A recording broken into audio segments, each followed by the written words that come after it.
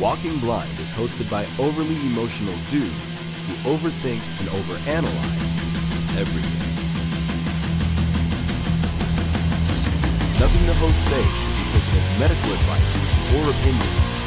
They're not professionals. They're about to make that very clear. What's up, guys? Welcome back to another episode of the Walking Blind podcast, a podcast where we like to normalize checking in on your homies. If you like what we do, please follow, like, and subscribe. It helps.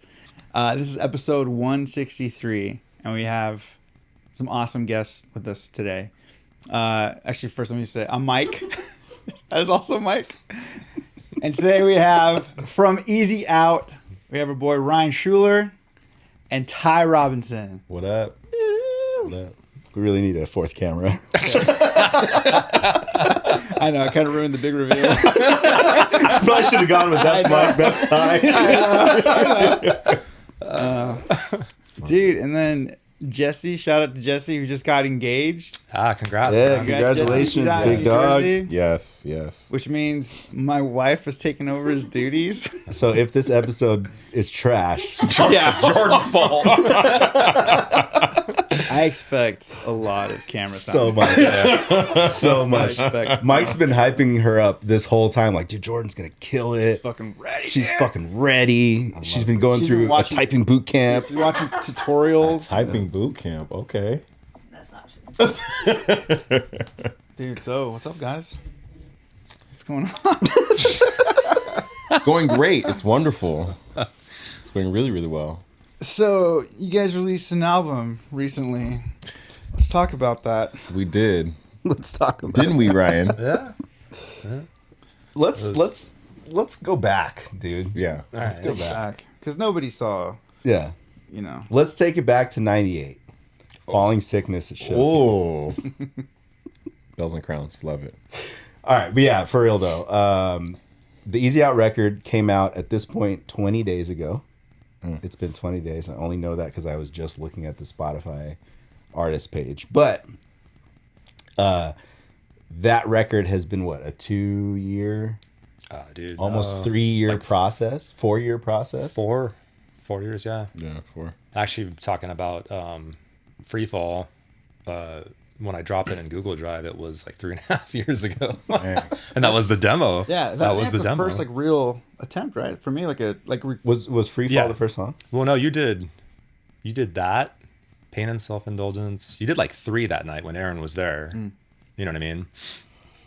So to put that into perspective, since not everybody in the world listens to Walking Blind, there are some songs that haven't been released from the record that are going to be released, you know, fairly soon, and some of those are some of the original tracks that Easy Out wrote and put together long before it was called Easy Out.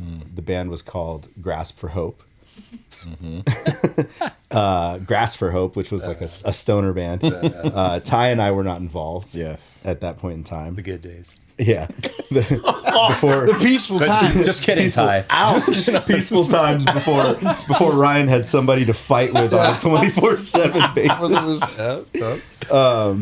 I came bringing subpar guitar skills and awesome argumentative skills.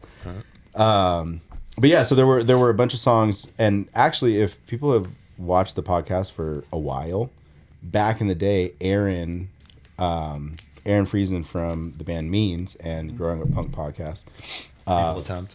yeah, and Feeble Attempt was on the show, and you were in the corner, And I didn't say anything. and you like said like 4 Yeah, I words said maybe, nothing. and that was when the discussion was like, yeah, we started this like internet project, and it was the 3 of you guys that were playing in this project, and somehow, some way, I think Ty came in to play bass. You guys needed somebody to track bass. So the first time talking to Ty about, what is now Easy Out, it was when you guys were doing the emo night thing at That's right. what's that place called? DBA. DBA. DBA yeah. in downtown Pomona, yes. So I was there, and I had Yes. to talk. Wait, which night? Was it his night solo or the night that we did it as Walking Blind? Weren't there 2 nights? There was. It was. Yeah. It was the first one. I didn't go to the second one.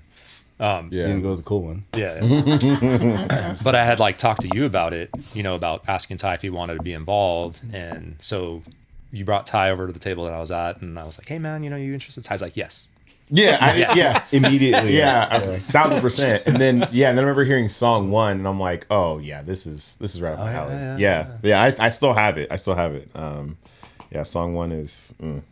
You matched the stoked meter, because I feel like whenever we showed it to people, if they weren't stoked on it, then we were like, Nah. move on. You can't be part of this. Yeah. Nah. Anyways, moving forward.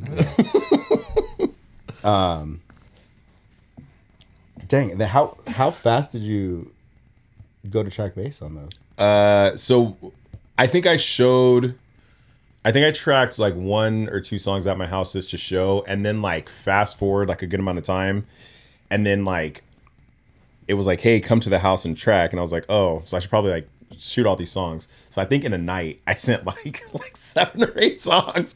Mike was like, Ty, what the hell is this? Like I just went one after another, and then I think a day or 2 later we tracked like 8 or 9 songs in a day, which was wild.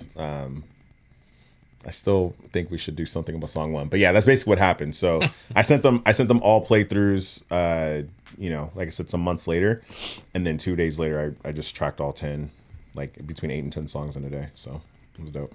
And I was back when it was still going to be an internet project. Like, Yeah. Because Aaron lived in Canada. I always forget what part exactly. Saskatchewan territory. Territories.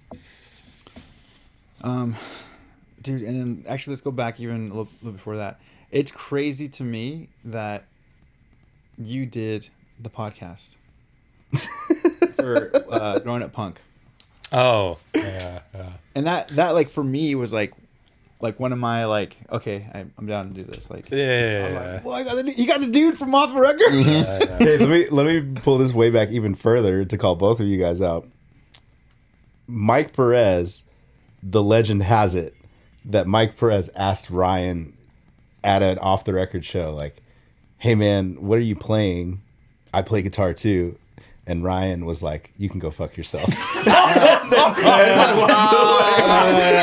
No, so the story is, and this was at Chain Reaction, right? I don't know. It was either at Chain Reaction or it was at that Somewhere like church. in How Redlands. old were you Yeah, at this I point? feel like Redlands is when I actually got the nuts to go fucking. So like, back then people would always ask me like, dude, how do you get your guitar tone? Because I used a Boss ME30 pedal, freaking metal zone. Yeah, dude. And it sounded good, but people would always be like, dude, how do you get that? And a lot of times, I wasn't the nicest person back then. Things have changed. Yeah. So much growth from this one. But I man. vaguely remember like Perez coming up and being like asking about my pedal, and it just happened to be a day that I was like, oh, yeah, it's I run the metal zone on this and this and that, and I think I was polite for me. You work because how I remember it was like I went and I asked you like how do you make it sound like that? I think you like paused and you're like, what do you like? Basically, like, what's your rig? Yeah. And I was like, oh, I have a Marshall. I was like, I have a Marshall. I also have a Marshall solid state, and I feel like I was like, boo. I feel like you're just like, all right, you need to get this pedal. Yeah. Like, you need to get this pedal, and like I think you probably said like scoop the midge or something. And then How old were you? I feel like I'm probably like what, like 17 maybe? I was gonna say high So school. you were high like school, right? 48 at that point. Yeah. Wow, that's crazy. I was probably like 19 or 20, so you were what, 4 probably years 16. younger than Dang. Yeah. But yeah, Dude, it's good times. And then later on in life, around what was Cycles 2012, like I'm not big into hardcore. I'm not tough like these guys. Debate. But I heard I was into This or the Apocalypse because they were like riffy. Yes. And you guys were on the same label, so somehow I came across Cycles, and I was into it. I still stand behind it. Like that's a punk album. Like Cycles' skate punk album was screaming on it. Thank you. So yeah, it was just weird, like connecting later on and being like, I like your band, And then your brother bringing like, hey, come meet. come meet. I thought his brother ran into me like in the bathroom or something, like at the Roxy, and he's like, "Hey, it's my brother's birthday. Like, come meet him." So I went over to the table. I think it was like a little kid. And Ryan. No. So, wait, hold on. I need to know this story. This was what tour was this? This was with This was like Every Time Vanna, I Die. Every Time I Die, 100. Oh, yeah. So we went. It was at the Roxy. I got a VIP table. You know what I mean? Baller. It was me, my brother, That off the record money, dude. and Yeah. Sylvia. Yeah.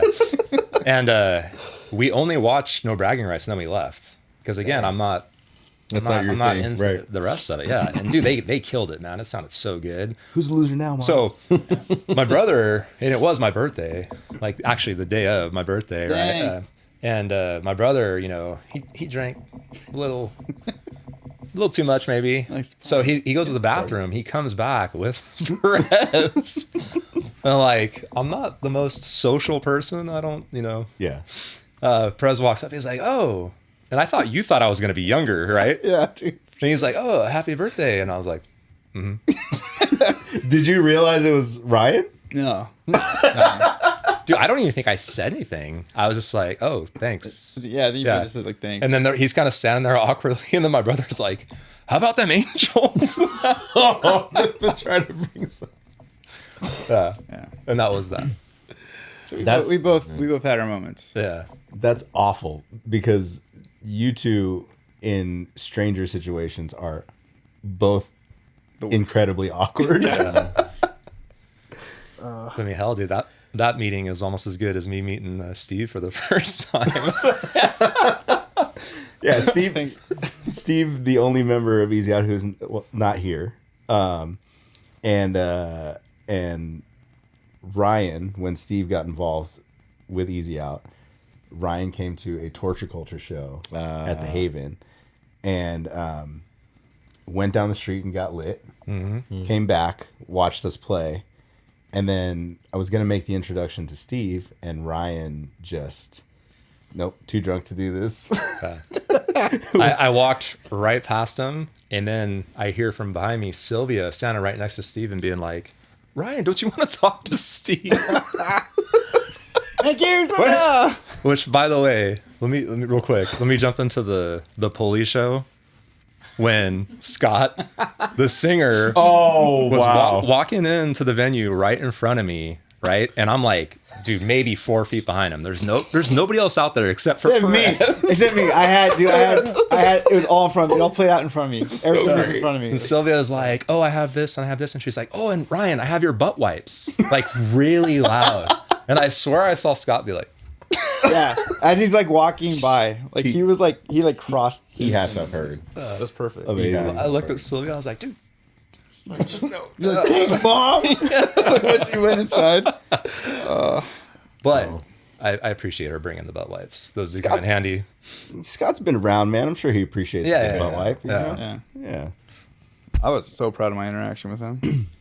It's cool. I was cool about it. I didn't punish him, I don't think. Much cooler than you were with Ephraim. I was a little excited. I had a little bit too much to drink. It's fine. Riverside remembers, bro. And they do. And they did.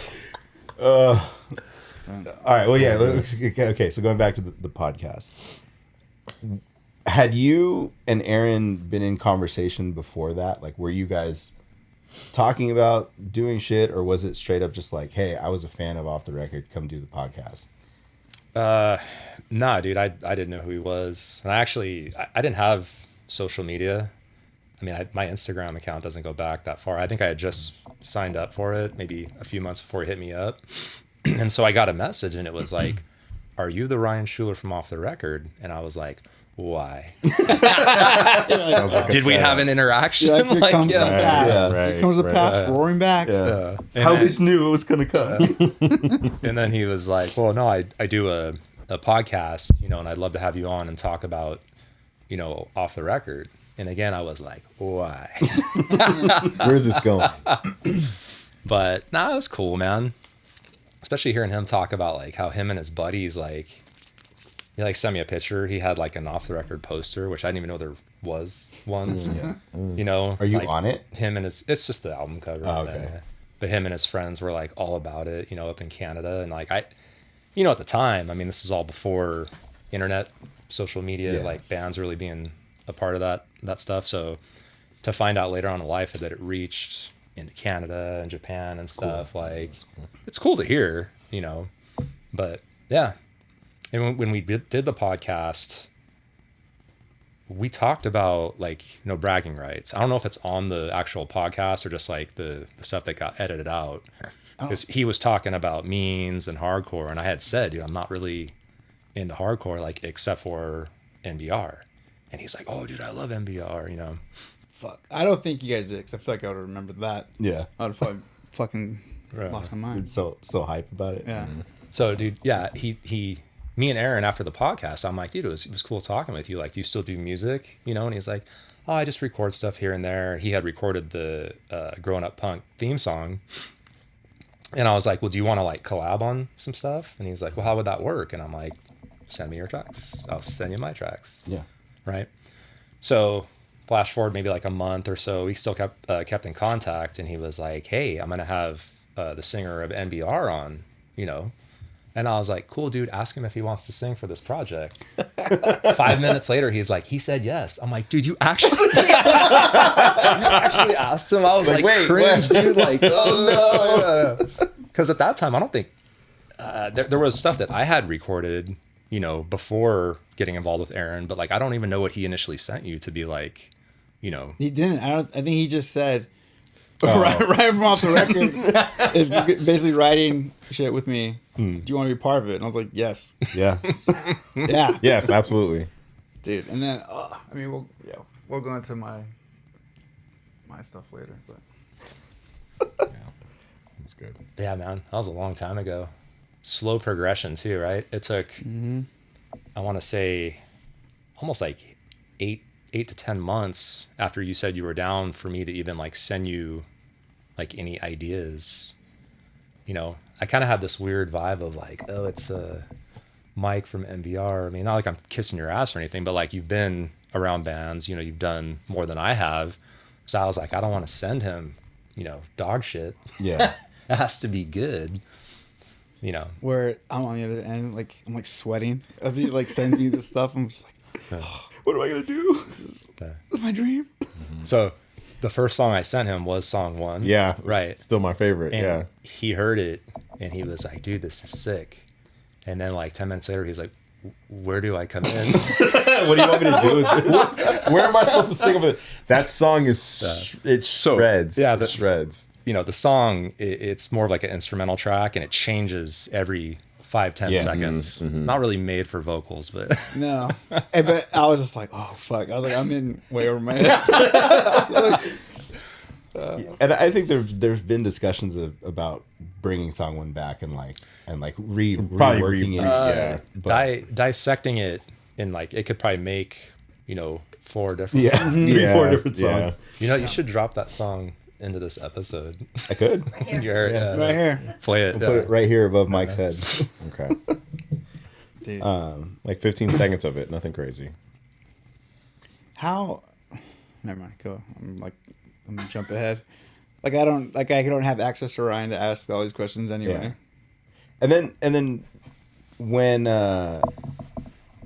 you guys actually started rolling, because like I think by the time that you and Aaron flew out to work on stuff with you, you guys already had like a pretty solid track list of I was already sending car demos, I think, by that point. yeah. So there was already a pretty solid list of tracks, even if they weren't like fully tracked or recorded. Excuse me. That had been put together by the time like you were here and did this podcast with Aaron. Right. Well, I mean, I have a bank of like a ridiculous amount of songs. Yes. And 78 versions of each one. Yeah. So Aaron had a few ideas, which he actually is responsible for Humble Bench. That's an Aaron song. You know what I mean? Didn't sound the same when he had it, but we were going to use it for Feeble Attempts, and I threw an Easy Out song into Feeble Attempts. So I was like, well, I'm gonna take this song for Easy Out. He was cool with it. Yeah. So yeah, and I think from there, I feel like things didn't really start getting rolling until you came in and started bullying me to get stuff done. For good reason, though, right? Listen, you know, I'm not great at guitar. I'm arguably, You're a mover and a shaker. yeah, you know, but I'll help get the ball rolling and get things No, going, for you know? sure, for sure. And it honestly, it needed that. Like, dude, had you not joined the band, I don't think the album would have ever dropped. Yeah. It'd be 8 years from now, and I'd be like, well, I still need to mix these guys. Hey, Ryan, your hands don't work no more. What do you mean? do you think mix A or mix B sounds yeah, better? yeah. Mix B has 1.8 decibels more low end. Yeah. Yeah, I just like sit quiet because I'm like, I am the absolute worst when it comes to like mixes, and I'm like, I'll get me. Yeah. But I think it's also like, if you know, for people who record, like, you're never going to like the product. You know what I mean? You can get to a point where, like, okay, there's no harsh frequencies. I don't hate it, but I don't love it. And that's like as good as it gets, you know? Dude, I love it. I love our fucking album. But for, you know, like the album dropping when it did, like you're talking about, you know, there's going to be a 5-song EP dropping shortly. Those songs were supposed to be on the album, but we wanted to have the album out before the Pulley show. Yeah. You know what I mean? Right. Which was a good move. Yeah. I mean, I stand behind all my arguments behind it, but you were right. I think also you had the tough job of not only like are you the primary songwriter, but you were also like the person that was recording, mixing, mastering, that's a lot of doing everything, right? So not only are these songs ones that like you have either written or you've taken like turds that we've sent you and polished into like actually like listenable songs, but then like now you're going like, okay, it's also on me to make sure that these songs sound good enough to be released, Right. which is like a gift and a curse, right? Because then like part of you is like to us, we're like, fuck it, yeah, that sounds sick, and you're like, nope, like, this needs to be changed. Like right before the record came out, one of the songs, which is actually a riff I sent you that turned into a completely different song, right, and rips, is coming out on that next EP. And it was like 2 nights before we had planned to upload, and you're like, I need to retrack all the guitars, and I'm like, well, hey man, we should probably push it to the EP then, because it's not gonna, you know, like I at some point there has to be like a point where we go, okay, we need to just hold off on this and focus on other shit, Right. and it worked out for the best, because I think the record is strong. It is, honestly. And like going back to what you're saying, like, you know, if you're writing music, recording everyone in the band, and then, you know, like mixing it, it's not something I ever wanted to do. Yeah. We just couldn't find somebody else to Yeah. do with it. Like we would have been like happy. I mean, I think Kelly really could have done it and killed it. But like, I just felt, you know, like after I did Somewhere in Between and we released it, it's like, well, we have to stay on the same path. Yeah. You can't have it sound like drastically different like all the other songs. And sonically, you knew exactly what we were trying to achieve with the record, right? Which I think for like when Rick was still in the band, like for me and Rick, we're like, nah, man, like it's a early 2000s skate punk album, but where's the low end? It's 2025, dog. Like there needs to be, you know, and so like there was this little like imbalance of like, you guys are like, well, fuck it, like just make it sound like an old like Fat Records, you know, mix, and then we're like, but it needs to be modern. It needs to hold up to all the other songs that are, you know, out right now. Right. No, it's the neighbors. I was like, do I? Yeah. That would have been embarrassing. Mike's got like banda music playing on his phone. Yeah, the neighbors, I think, sold another car, so they're partying tonight. Oh, love that. It just was like quietly in my head. Yeah. It's like I tried to be like, no. It's But yeah, the album mix is how it is on purpose. Yeah. It's not as compressed. There's not a lot of low end to it. It's just kind of, it's more raw than modern day mixes would be, because I don't know, man. I feel, like with some of the songs that are super riffy, like Get Off My Lawn or whatever, if that was a modern mix, I just think it might lose some of the feel of it, and especially when your lyrical content is all about like, those were the times. It'd be weird to be like, well, but this is the modern stuff. Yeah. So yeah. Yeah, and I think that actually Martin and I went up to Joshua Tree yesterday, and we were talking about this because we were listening to a couple new records that on the hardcore end that recently just dropped, and a lot of bands are shifting more towards that raw sound. Yeah. Less produced, less like perfect mixes, and more like this is what it sounds like if you're in a room with them listening to these songs being played, rather than like a perfectly meticulously leveled and crafted record. And so like I'll give you your props on that. Like we're a little ahead of the game there.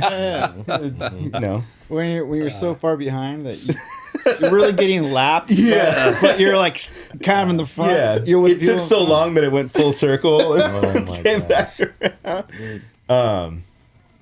But yeah, I think Kelly Cairns would have done great with the record. He was on the list.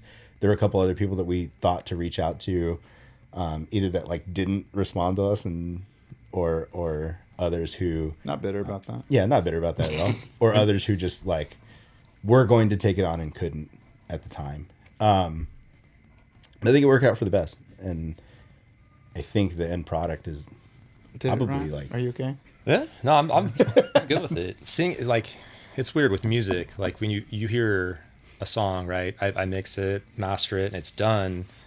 And to me, it doesn't sound right. But once it has album art and you see it like on a streaming service, it's like a weird brain thing where like, okay, well now it's legit. Yeah. You know what I mean? And it almost sounds different. Dude, hell, even one of my buddies, like I sent him the Google Drive file with all the finals in it. yeah. And then when the album was released, he's like, "Oh man, it sounds so much better now." I'm like, "It is the same. It's the same exact It's just your music, man. eyes." It like, is. It also is different though. Like being able to just hear the songs keep playing continuously. on Yeah, a record, dude. Fucking, I got so jealous of you because you I don't even know what you put him through, but you could like you were able to listen to him and consecutively. I was like, for me, I have to like go through and like Yeah. cue him up and. But yeah, being able to hear the album as a whole was kind of like a cool like, oh shit, like it's done. Like, Yeah. it's real now. And then just and for clarity, Ryan and I fought through the whole thing. the whole process. over stupid stuff too, right? That's hilarious. Stupid stuff. Some were stupid, some were not. Some were fights that maybe we didn't need to have, but ended up with like cooler outcomes in the end. So, yeah. But dude, also, "Be Kind Rewind," your song that's going to be on the EP. Like when we were talking about, well, I need to retrack it. You were like, dude, it's fine the way it is. Let's just put it on the album. But you know damn well, like the new version sounds Listen, 1,000 times better. You know what I mean? Yes. It's so much tighter. Like, yeah. It does, but the old version also didn't sound bad. But I will give you that the new version does rip, just like the new version of Humble Bin. Dude, I was just gonna say yeah, the new version that of was the Humble one Bin. because like you'll send stuff. I'm like, yeah, it sounds dope. Like the other ones, they all sound dope, man. But when you said that one, I was like, oh fuck. I was like, Dude, yeah. this one. And again, like, I apologize to you. I don't know what I was doing when I mixed that first one. And I'm like, dude, I was looking at the file, right? And like, shit was just not lined up. Like, everything was kind of like off. And I'm like, I don't. Yeah. To be fair, I think you were swollen. Maybe. I think you were swollen at that. Can we pop a picture in right here? Dude, picture. The lion or the Lion King one? The Beauty and the Beast The one? albino rapper one. Oh no. I did it too. Ryan was going through like legitimate like health issues, problems, like yeah. during this time. I would wake up every night or every other night minimum with my face swelling, my throat swelling, my tongue would swell up. Yeah, it was good times. But my guy here, I sent him a picture, and yeah, let's drop this in like while I'm talking about it. Your Kiesel His, ad? no. The one where I have the robe on and like my face. Oh yeah. I saw it. And like I sent it to him, and his only response, not like, dude, oh my god, are you okay? He's like, you look like an albino rapper. Dude, you like, oh man. But to be fair, I knew you were alive at that point. Yeah. Oh man. It was like really touch and go for a while because like Ryan would just disappear on it. You'd like disappear for like a day or two. Yeah. We'd be like, is Ryan alive? Like, did he? still Have with you heard from Ryan? I haven't heard from Ryan. Dude. Then he's like, dude, I've been up for 38 hours and my whole face was swollen and like Yeah. woke up and weird body parts are all swollen. I don't know what to do. So it was just like it was like a weird, like, we're like, well, maybe it's just stress. We're like, maybe it's stress from the album and your body's just telling you to fuck off. I remember when you asked me that. Do you think maybe you're causing this? Like it's in your head? I'm like, dude, I must have the most powerful brain on the planet if I can force myself to swell over like stress. Yeah. Dude, I mean, your body's reacting in weird ways. The mind is powerful. Yeah. Yeah. Ty's Achilles is broken right now. I mean, Seriously. And all I'm doing is just sitting. That's all. I can feel it right now. It's throbbing. But yeah, so the record was a almost 4-year process of like of piecing everything together and getting everybody together to record, and then the debates and fights about like playing live and stage presence, and moving around, Dude, and I remember because it was really gonna just live online because Aaron still lived in Canada. He's not moving out here. Mm-hmm. We had no real talks of performing live. Really, I don't think any of us did. We were like all kind of busy and stuff. No, I told you straight up. I was like, I don't want to do it. Yeah. Because I have this history that every time I'm in a band, I end up like fighting people. That's so crazy. so weird. Weird. Fact based. So weird. You're consistent. Yeah. But I just remember the moment too where it's like, after somewhere in between and we got into that rhythm, Yeah. then it's like at least we should at least play these like, at somewhere. At least once. Yeah. And then I remember it was like, man, it'd be cool like to jam. Or like, I think you were like, do you think Martin would want to do it? And I was like, wait, but isn't Aaron? You're like, no, Aaron never played the play drums. Yeah, we were all confused about that because I came in, and I honestly forget why I even came in, but I came into the picture and started jamming with you. He saw a sparring partner. Yeah. He was like He saw someone willing to talk shit back to him. the president of a yes guy. But I remember having those conversations, and we asked Martin if he wanted to do it, and he was like, listen, guys. He was in like 7 bands at the time. Yeah. He wasn't stoked enough. Oh, that's right. But The Stoke meter. To be fair, Martin's not a skate punk. Like that's not his jam, right? Yeah, I mean he likes it. He could also do it in his sleep, though. It felt Yeah, for sure. He really was like Des Madre was like that was like Perfect. right when they were taking. Yeah, it was right when Desmadre started picking up, and like he still had Cross Control and Slow Trip going. He was, I think, in First Impulse. First Impulse And- was like and releasing just, or just just released. released too. Hey. So it was kind of like I think Martin, as the homie, was like, if you need someone to, Yeah. I will do it. Yeah. But I can't commit. And the Stoke meter wasn't So there. we're like, we don't need Yeah. charity. And then We don't. and then and I think that's when I sent the songs to Steve. Yeah. And I was like, hey, let me know if you fuck with this. And he's like, yeah. His stoke meter was high. His stoke meter was high. So, And if you guys wonder why Steve is never on camera or like on the podcast, it's because he doesn't give a fuck about. No, I'm just kidding. Steve is very busy. Steve, he's so busy. Steve's so busy. I mean, full time with Voodoo Glow Skulls, and then he has a daughter. He has Full-time a family. dad. Full-time dad. And so when he's not on tour, he's working, taking care of his kids, and it's hard to juggle everything. So he makes shit work for us, which is awesome. Yeah. Which is awesome. But things like this, he's like, you guys got it. You guys got it. Music videos, you guys got it. Or Rick's got it. Rick's got it. so then it was just like, shit, okay, let's figure out a drummer. So then when Steve was down, then it was like the awkward conversation of like, all right, Aaron. Yeah. Well, no, I told him, and keep in mind that the feeble attempt, that the record that I did was already out, right? But at that point, like when we were talking about playing live, I told him, I was like, well, like, there's no need necessarily to have another person involved, like as a songwriter, like it's cool. Like, even like you guys, you have ideas and stuff, like let's use them. But like we're sitting on what, like 30 ideas. Yeah. So yeah, and I just, yeah. But Aaron, I mean, none of this would have been possible without Aaron.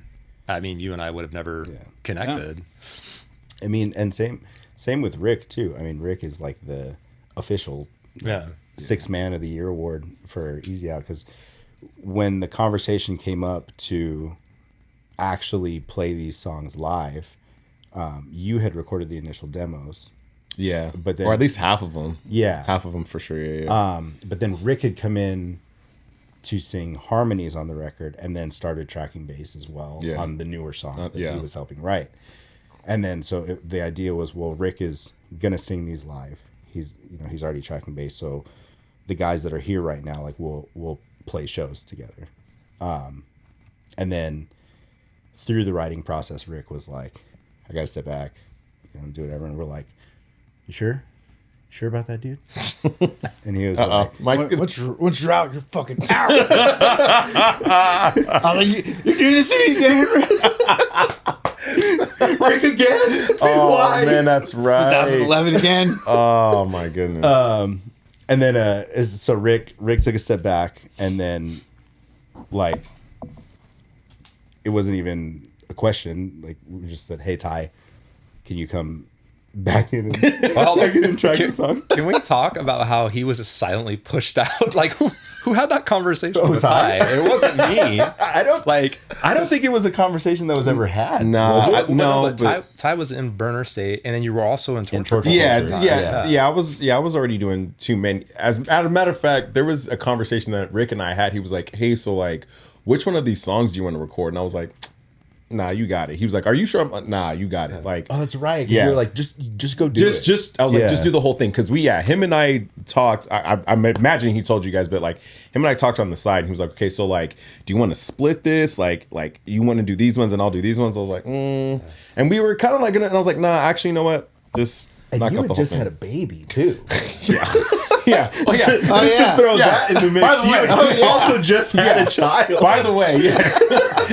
Shout out my almost 2-year-old. I forgot. Shout out that was part of the shout out Parker. That was crazy. Like still not sleeping, but that was nuts. It was like, yeah, you got it. Don't even. Dude, I saw that text that he sent you. He sent it to me, and I was like, Rick, you fool! You picked all the songs that you told me you don't like, and you're like, Ty, how about you track these ones?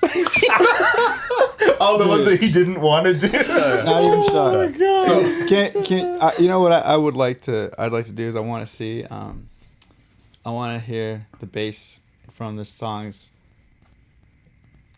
Ty first did to the ones afterward, because I feel like when Ty came back, it was more of a like, good luck finding someone who can play this shit. Okay, nah, cause now Rick can't come back.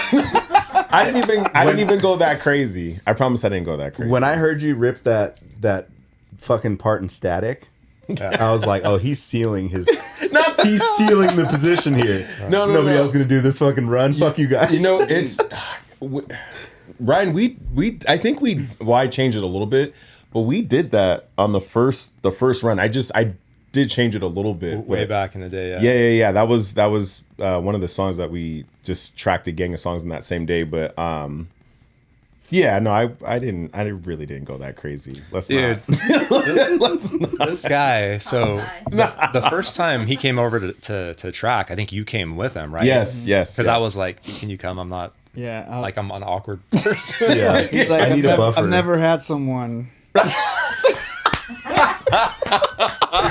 Oh no! Oh my god! Please keep that. He's like, can you like come protect me?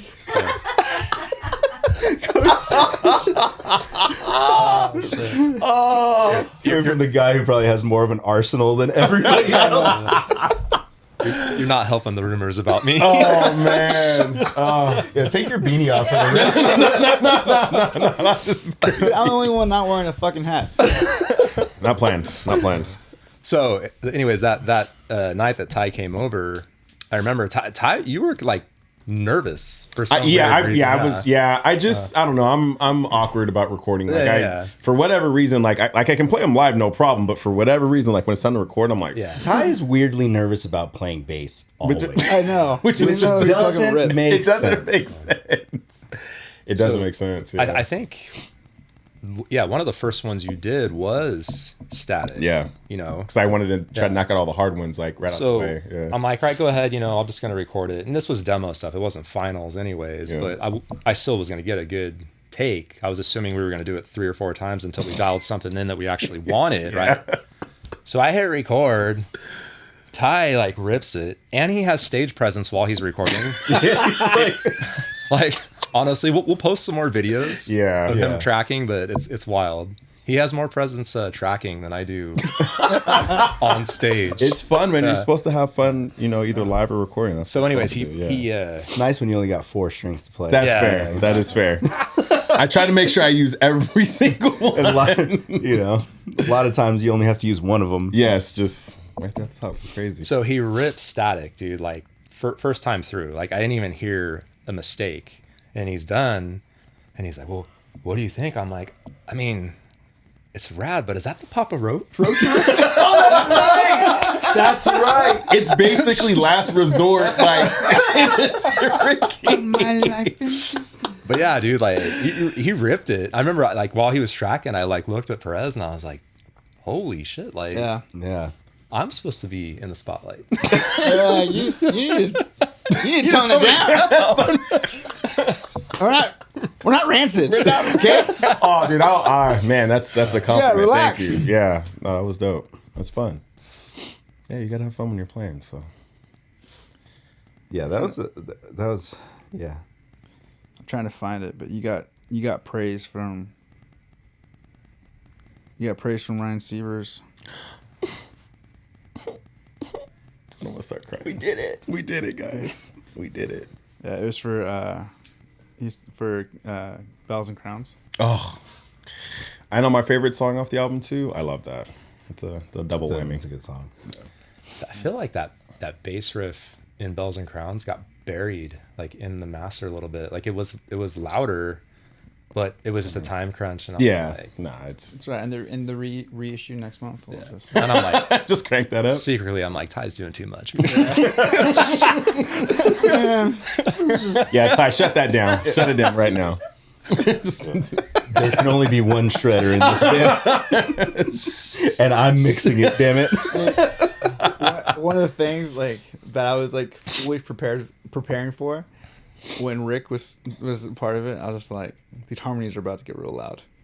Yeah, We're about to hear Rick, yeah. and then also just people don't understand. I've been singing and I've been recording for a long time. I've had a lot of experiences recording. The MBR dudes, like they give it to me when I record. You're right over there. Is everything okay?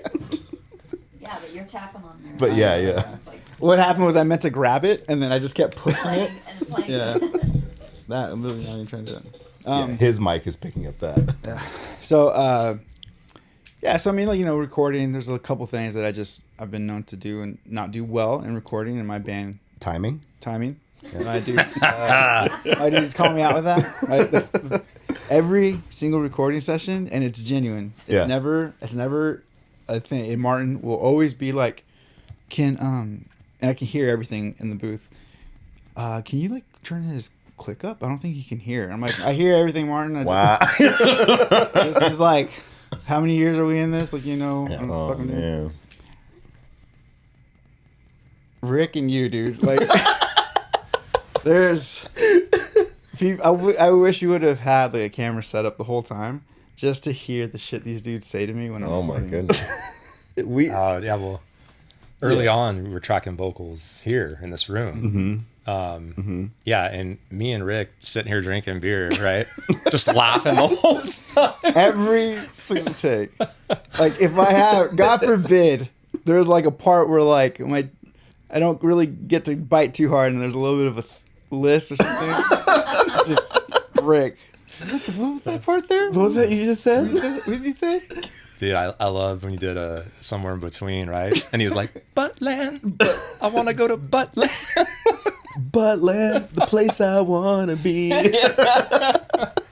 Oh man, There are songs that I just can't hear without Rick like having his input. There were songs definitely that we were recording that we fucked the lyrics up for you, and when you went to track the finals, you wanted to sing the lyrics that we had created for you instead of the actual song itself. All the boys that I said no to. I still to this day, one of the more like, I was like, dude, I'm gonna record it, but I don't like it. Yeah. You know what I'm talking about? Yep. The buried. Which part? The ending. That was a Rick. Buried yourself idea. alive.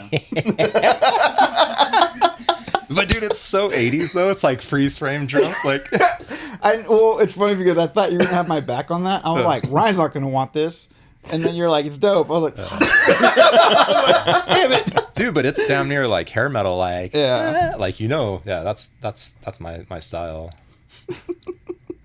So, question though, if you're gonna admit that like you struggle with timing, why do you choose to rap in Bells and Crowns and Fever Action Dream? Right, this guy shows up to record. I hadn't heard either like idea. I heard just melodies, but I hadn't heard like lyrical content.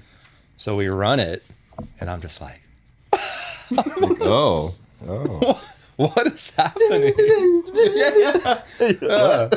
But hey, they turned out well. dude. Sometimes you gotta just shoot for the stars and just hope, Yeah. you That you land somewhere in land between. somewhere. Action Fever Dream, Alsaybar's favorite song on the record. Oh God.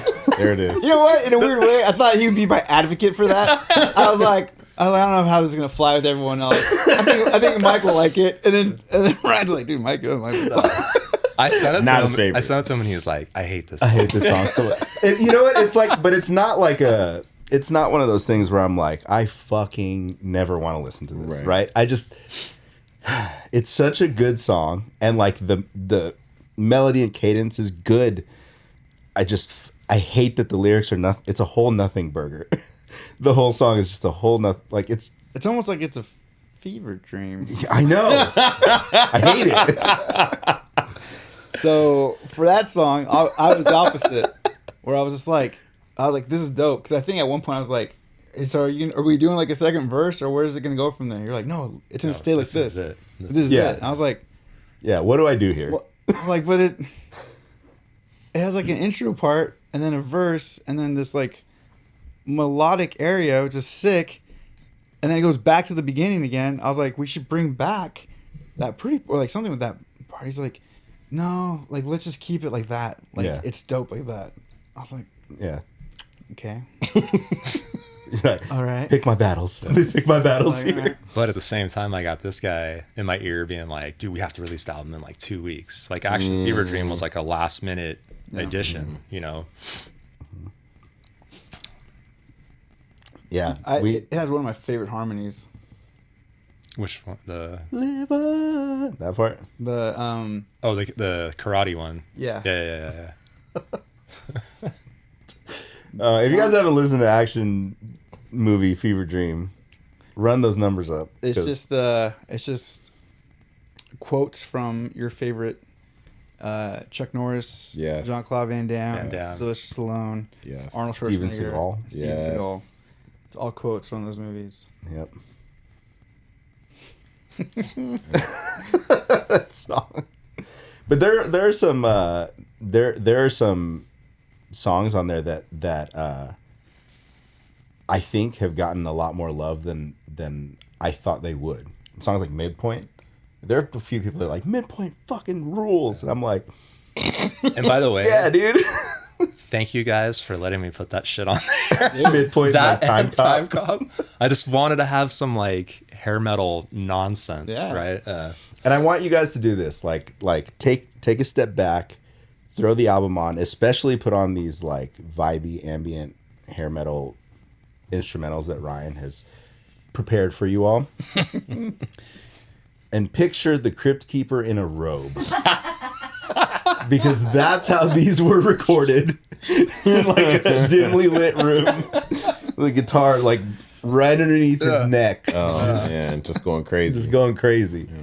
Dude, so Ryan sent that, and I was just like, "Is this an infomercial? Like, what is this?" So right away, I was just like, "Oh shit, we should make this the promo. Like, we'll cut this to be the promo for the album or whenever Yeah. it releases." And so, I like jokingly like was talking through it, and then I just like, I was like, "Oh wait, or like." Maybe like an intermission. I started like thinking Offspring, and I was like, dude, what if this was like the middle of the album? What if this was like the midpoint? And like, but then like I just had the idea of like, okay, this is the midpoint. Dude, I like was driving. It's like I don't even know, like 5 lines or 6 lines of lyrics, whatever. Yeah. I like came within a spot. I have my recording app on my phone.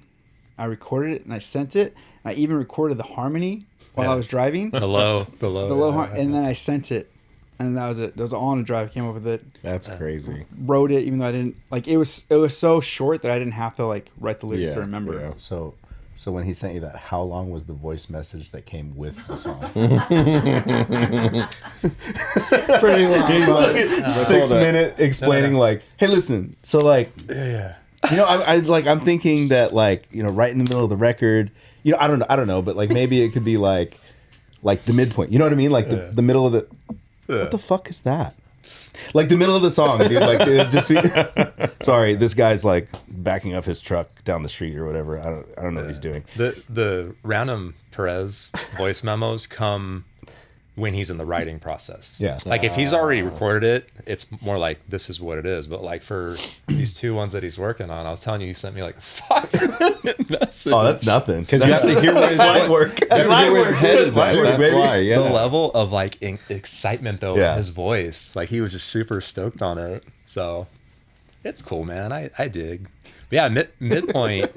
Like when I heard it, I was like, dude, that's brilliant. You know what I mean? Yeah. And that's the only vocal idea you had for the album That he liked. Rick didn't shit on up front. I know, dude. I was all like, of them. I was Out waiting of for all of something to them. be like, That's that's stupid. crazy. But he was like, dude, that's so brilliant. fucking sick. That's man. so. I was like, really? Like, wait, sure? Dude, the times where like I'll send stuff and I'm just like ready to go to battle, or like, it's always Like the always track a- listing. The Yeah, track listing. You yes. thought we were all Oh, gonna yeah. fucking push back on. I was prepared. Well, because I was prepared for that fight because I was also ready. Because I had like contingency plans. Because I was like, okay, they're not gonna go for this. So I have one that's more like tempo, like start fast and then we slow down. Start then fast again and we slow down. You know, I had all these different ideas, and then I was like, you know what? I'm gonna send you guys just why I did this. And then it worked out. He was like, oh, well, that's. yeah.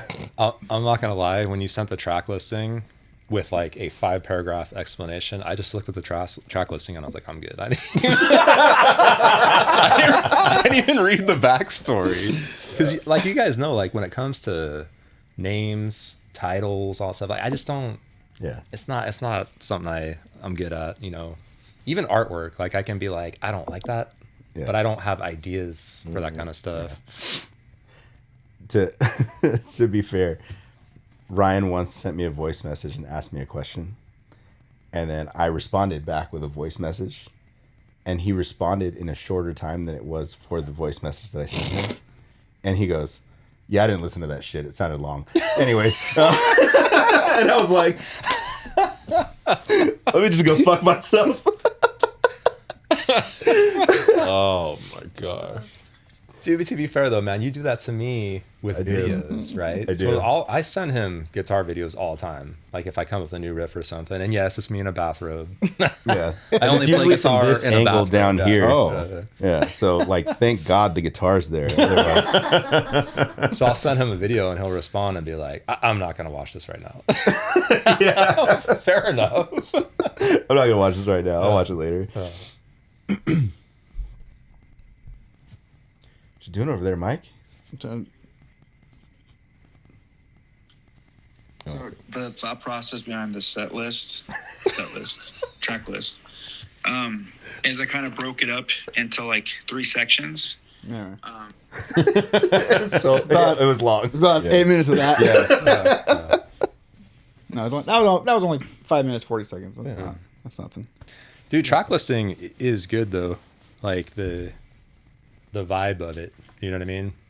There's never like a down point to it. And for me, my only concern was pairing up songs that have the same BPM, you know, that like you have like the more mid tempo ones all together, then all the fast ones together. But it's good. I think my favorite transition is what does Time Cop go into? Buried. And what's before it? Static. Yeah. Those 3 songs, dude. I freaking love that. Well, I mean, go back a little bit further. Action for Your Dream. There you go. Okay. It gets real cool starting at Static. I hope that because I don't like it, people automatically gravitate towards it. Yeah, it works. That's blow that what will song happen. out so Yeah. that, we have to. That's kind of always the case though, right? Yeah. Like when you don't care about something, everyone like latches onto it. Yeah.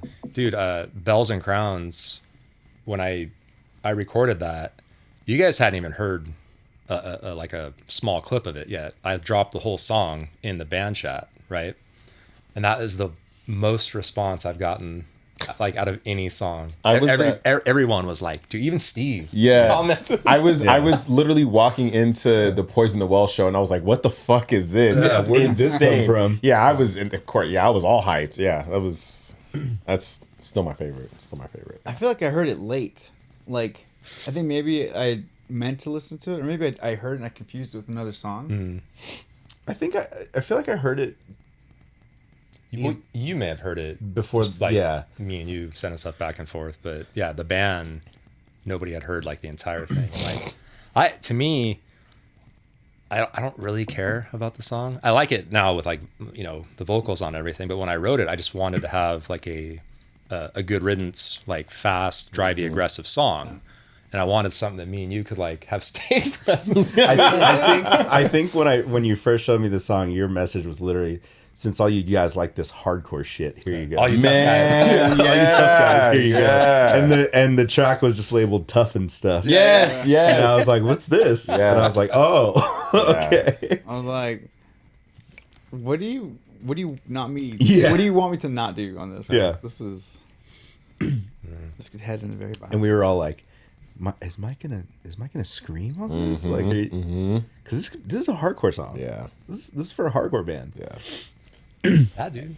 I'm surprised you did that for as like against screaming as you are, because I didn't say anything about it. I wasn't pushing you to do it.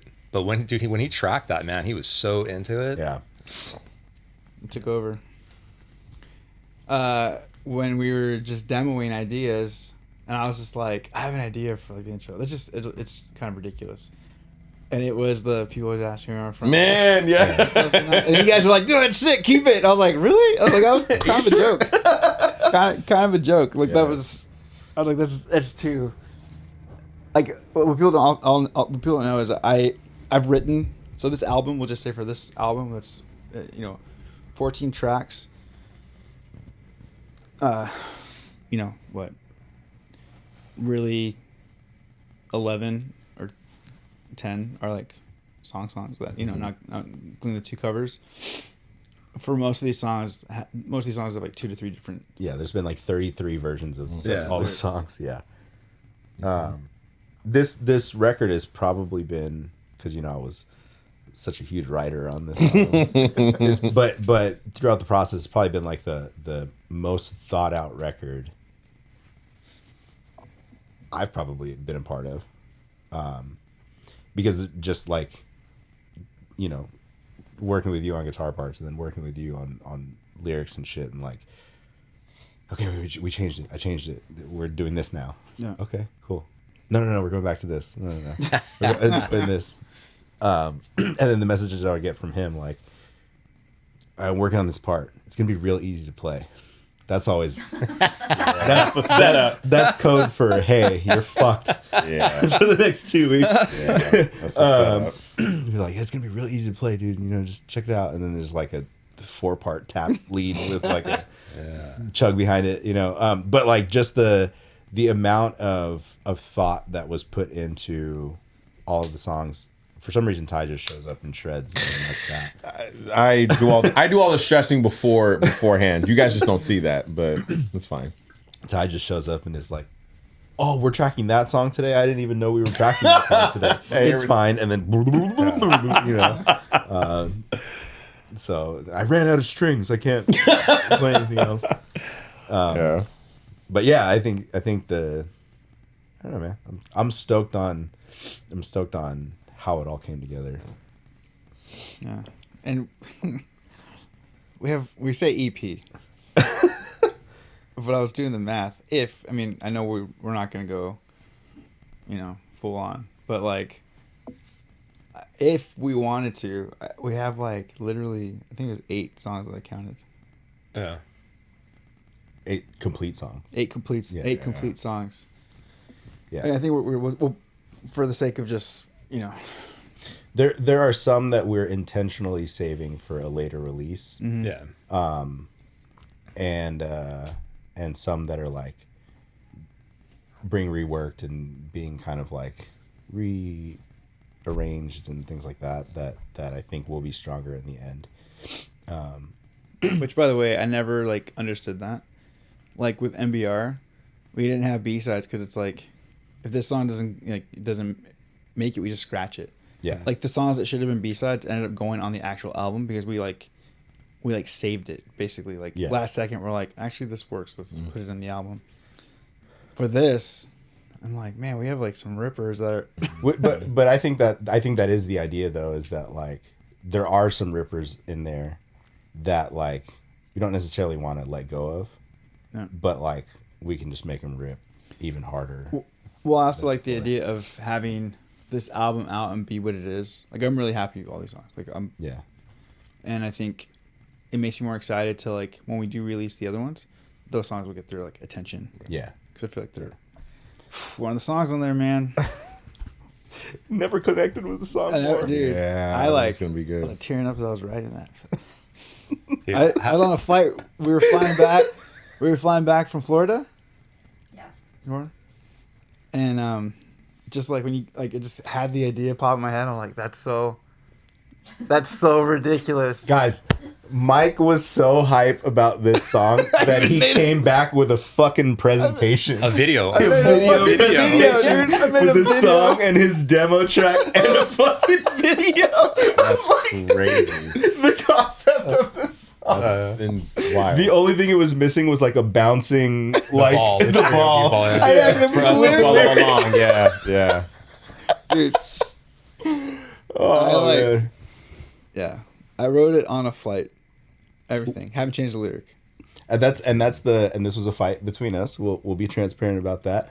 That's one of the songs that has not been released that we play live. Yeah. I think, yeah. How bummed were you when I told you it's not going to make the album? Dude, so I was at a point where I was so I was so drained from work. Yeah. Because I said like, because I thought you guys were joking. Yeah. Because we cut 3 songs, right? Or 2? Two. And like 2 of them, one of them being like, I think kind of my favorite song. That would have been my favorite song on the album. And so I was like, and we had just had the fight about what we're playing About live. playing live. Not like about what we're opening with, basically. What we're opening with, Yeah, and it just yeah. went to this whole thing. And so I was like, these guys just want to get to like, Yeah, just trying to get a reaction out of me. get a Yeah, reaction out of me. yeah, I was like, yeah. I'm too tired because I was like, I would rage quit. Like, So it's funny because the conversations that are had are always like it's multifaceted, right? So like me and Ryan, I'm talking to Ryan about like logistics of putting out the record, right? So and it's all stuff that like, yes, we could have the conversation in the group chat, but it's just going to be a back and forth nonstop, and then like the things that we need to all focus on get lost in that group chat. Yeah. So then we're off to the side talking about this, and so he brings up the 2 songs, how it's already the day that we had wanted to upload, right? And then so I was like, hey, we can push it a couple more days, but we can't go too far because then we're in weird territory where I don't necessarily want to announce a date because we don't know if it's going to clear and release on that date. Like, yeah, we can push it here, but then we're in weird territory. So then that's when we had the conversation about like, well, guitars need to be retracked. We need to do this. We need to do this. And so we talked about pulling those 2 songs. And then he's like, well, Mike's going to be bummed about this song not being on the record. And I was like, well, I mean, you know, it has to happen that way. And then we both kind of at the same time were like, Can't play it live. we can't play it live. We're laughing about it because we can't play this song live then, huh? And that's why then we brought it back to the group chat, and I was like, hey, these songs aren't going to make it. We're going to do an EP shortly after that. We'll have those songs. But by the way, is this a hill you want to die on, or what do you want to do here? And you were like, because it's coming out not that long after, I'm okay with the 1 song. Yeah. And I was like, this motherfucker right here loves this song. I know he Good doesn't want song to take it out of the too. set. We learned how to play that song live in like 5 minutes too. Like it just the way it all came together was like, all right, well, we have to play this now. I'm a very passionate person when it comes to not playing songs that aren't released. Yeah. Like, or that aren't going to be released. Yeah. That I understand. Like, Yeah. aren't going to be, but like, Or like there's no date in the future. yeah. So at least from what I understood, going down and it'd be coming out shortly after. Yeah. So then I was like, okay, Yeah, man. We're waiting on you, buddy. what do we? This time I'm not the asshole, right? Yeah. We just need you to track Just need vocals, man. some I just vocals. need to and then- write lyrics. Yeah. Lyrics, lyrics. I have lyrics, which now, as we were talking, I kind of want to go back and revisit the Game of Thrones idea. Yeah. Yeah, for Oops. Don't Look Down. By the way, that's the song we're talking about. Like, when it's done, you guys can go and compare what we had to the final version, and you're going to be happy that, you know, we waited on it. Same with Be Kind Rewind. Like, it just, yeah, I don't only make these changes to make you angry. That's part of it. You want to do it for the greater good. Well, yeah, because I was trying to explain to Alsaybar, like, you know, and ultimately we agreed that like we'll push the 2 songs and we'll, you know, but he was kind of like, well, dude, they're good the way they are. And I'm like, man, I will lay awake at night Yeah. just having it bother me. And it's just not worth it. Like, As you've said to me many a time, I still stand by what the things I said. But you know, I think that's why the compromise was brought up. Like, okay, well, let's push it to an EP Right. after, because we were planning on just releasing. Our initial plan was to release the record somewhere in between, and then like in a month or 2, do like a deluxe edition with 2 everything. extra singles, Yeah. right?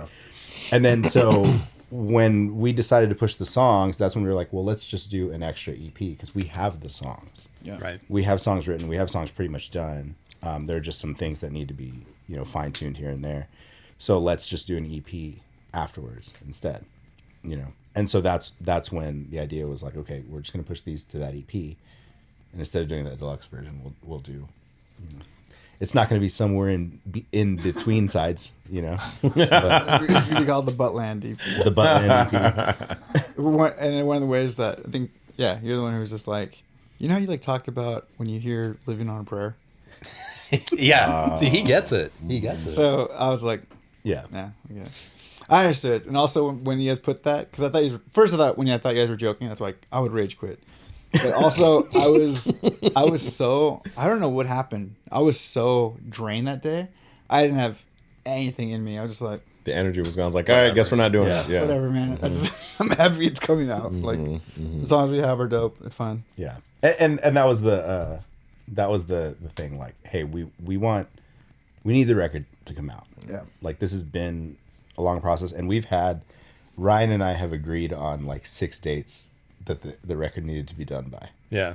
Like, throughout this process. All right, we need to make sure it's done by this date. Cool.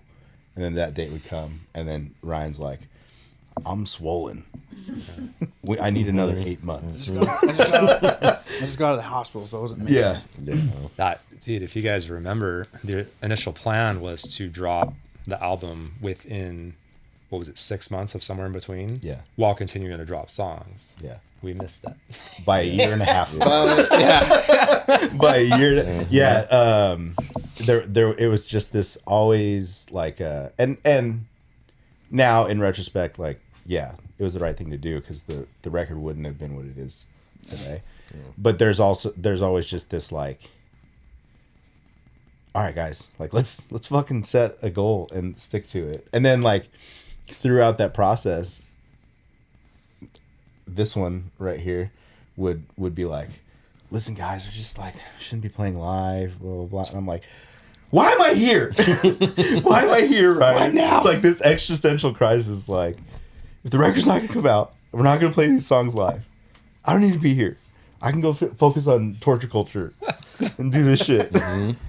Rest in peace. Oh yeah, kind of. R.I.P. No. Torture culture. Oh well, yeah. That's fair. Yeah. That's fair. But I mean, all right. So to be fair, like the songs are not easy to play live. No. Right? Not all of them. He's like, right, Yeah. Mike. Some of them, Listen. like honestly, like this was like an internet project, and I knew that they would be hard to do live. Yeah, some of them you kind of wrote with the thought of like never having to play them after recording again, So there have been some songs that we've molded to be able to play live. Right. Which is fine. Every band does that. Yeah. But yeah, like that whole beef about like us not being ready to play. I mean, there was a time where like some of us were just trying to like get shows, like no matter what they were, and I was like, we're not ready. But I mean, I will absolutely man up for my part in the skate park show disaster. Skate debacle. Did I tell the actual story Skate about gate? that on the podcast? Oh no. So I yeah. I have since stopped partaking in the marijuana, right? But at the time, I was very much stoned always, and I show up to the skate park hours early to just make sure that we're checked in and we're set up and good to go, and see some of the other bands there who also love to partake in the Devil's Lettuce. And I happened to go shoot the shit with them. We're hanging out, and then the dab hits start coming out. Wait, were you smoking with since we were kids? Yeah. That's Yeah. I remember this. And here's what happened. It's at a public skate park in Redlands, and It's like I'm sitting 105 degrees outside. 105 degrees outside. I'm sitting behind their table, ripping the fucking bong, like taking the dab hit, right? And as I take this huge hit, and as I do, Redlands PD walks in and starts walking the park. And so I'm like, oh, cops. everything gets put away, I still have a fucking lungful of smoke. Just fucking sitting there holding it until PD like walks by and says hey to everybody and then walks past the table. And then I just fucking let it out and start like dying, coughing. When Rick pulled up to the show, I had thanked the gentleman for letting me partake in their lettuce. And I walked outside to go get my cab, and I just sat on the tailgate of the fucking Contemplating SUV, like Forgot where he was. I coughed so hard that I was like crying. Right? I was like, oh my God. But then I was like, oh, we still have a few hours till we play. Like, I'm cool. But it's also hot as shit outside.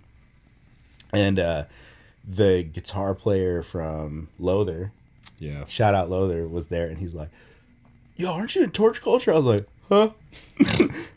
You know that band? He's like, dude, I'm playing oh, what's up, man? So I said what's up to him, and I was just stoned out of my mind, dude. And like, by the time we played, I had sobered up a bit, but I was lost in the sauce. So like, we go up to play these songs, and I'm already nervous because I'm high, and then I'm also nervous because I know Dad is watching me play my guitar. buddy. And then like Steve's like, hey, turn up. So I turned my guitar up, but Ryan didn't turn his up. So we go to hit that first note, and I'm way louder than Ryan, and I'm like, all I hear is myself, and all I hear is myself fucking up right now. And then so there's like we made it through the set. But if you watch those forbidden footage videos, which I have, every now and then I hit a note and I know I hit the wrong note, and I just look at my guitar like, why are you doing that? Like it's the guitar. Like it's the guitar's fault. Doing that? Do you guys hear this? What is happening? Why did you hit that note? And then I figure out where we're at, and then start playing again. You know? Yeah. So that show, man, like I actually had fun. I couldn't hear anything from the other side because all they had was a PA. Yeah, like I could hear you. But like me and Steve were having fun. We were like looking at each other like, hell yeah, dude. Yeah, it was a great time. After we get done playing, Rick was like, what the hell happened? Like, what are you talking about? And I went over and I was talking to you, and I could tell you were kind of out of it, right? But I saw in the band chat when he showed up, he was like, oh, I just saw so-and-so, and he gave me a dab, right? I thought that was that fucking... Oh, you thought it was the move. You thought it was the dance move. That's crazy. I was like, dude, what do you mean? He's like, no, like weed. And I was like, wait. I'm like, you thought it was a good idea to get high before an Easy Out show? Oh, man. Hey, man. Oh, dude. Yeah, I respect it though. That's balls, dude. You gotta learn. You gotta listen. You gotta find out where your limits are. Okay, and I found mine. Oh, man. And then no backup vocals either. Rick was on them. Rick was on backup vocals. You were supposed to. As Oh, well. I did. I came up. I did my parts. Yeah. There was no mic. He's just into the void. Did I hit the notes? Doubtful. Oh, First song. Man. Wow, now, now, now. Yeah, dude. The first couple of shows were... The Hollywood show wasn't bad. That was the birthday one? Yeah. Dude, I was so sick. Yeah. I had like a fever. Yeah. The guy was telling Steve to turn his snare down. Yeah. That guy was my music school teacher. That's so crazy. Yeah. Yeah, it's we learn and we grow. We needed to. We needed to have. Yeah, we need some. You fall on your face a couple times. Yeah. Let's talk about the Pulley show. Let's talk about the Pulley show, dude. That was fun. Who goes first? Ty. Oh. All right. Well, let me just start off by saying it felt very, very weird again to hear myself. The entire time I thought I was extremely loud, and everybody kept telling me, "No, you're fine." I'm like, Yeah, you're fine. No, I don't think you guys understand. Like, that's all I can hear. I'm hearing everything I'm doing. Ty, you're fine. Yeah. No, but it was dope. Trying to think who showed me Pulley from forever ago. Might have been Carson, I feel like. So, obviously, we're talking 20. Oh my gosh. 2007, 2008. Jeez, that's a long time ago. And then fast forward, getting a chance to open for him. I'll just say it's a hometown show in Riverside. That's fair. Yeah. But yeah, no, it was good overall experience. Decent turnout. You know, I like I said, it was cool. It was good. Auto Robot, getting a chance to chop it up with those guys beforehand. That was that was cool. Ryan's got to say something crazy. We weren't direct support on that show. Just FYI, So everybody knows. there it is. But yeah, no, just like I said, overall experience was cool. I'd love to do more hometown shows if it works out, but I think that was a good mix. I feel like we fit in with Bullies fans, so it was good. I liked it For sure. It was dope. All right, I feel like that felt like the first show. It did. It did. Yeah. That was like the first, like The first real like That we actually Albums had out it together. yeah. Albums out. We're playing as a band. I was painfully hungover. you're sober enough. I was sober, but was painfully hungover for that show.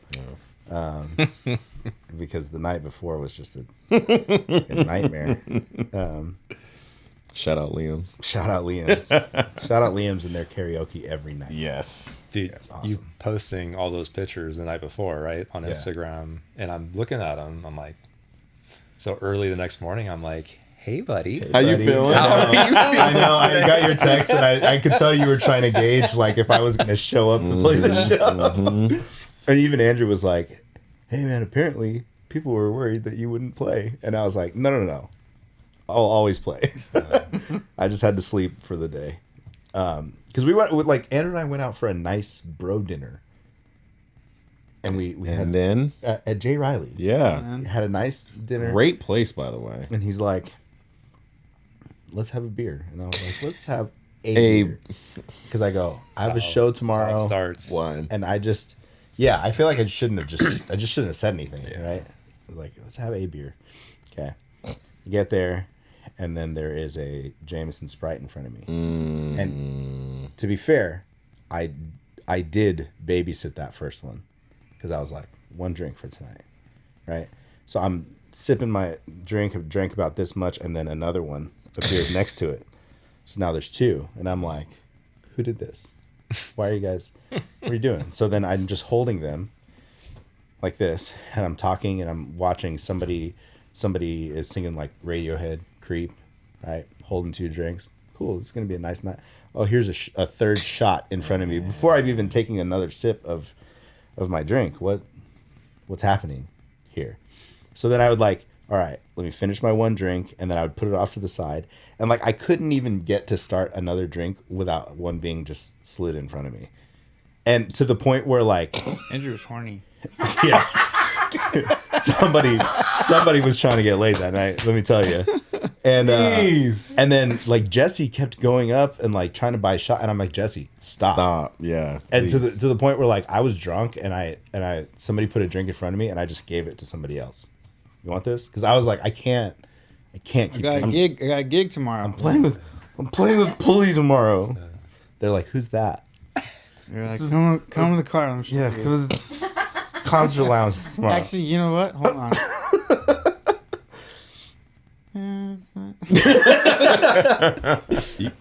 You could tell again by your Insta stories that like you were slowly getting happier, slowly getting happier. tuned up, dude. And then like people were selecting bangers to sing during that's karaoke, what so we're all does it. singing. So the mood is along already with getting them. set. Yeah, and it's like, you know, somebody just starts getting hype, and then everybody in the crowd's joining in. And then all of a sudden, the whole bar is singing songs, and you want to join in. And yeah, it's just So the next day, I spent it mostly in bed until I took a shower.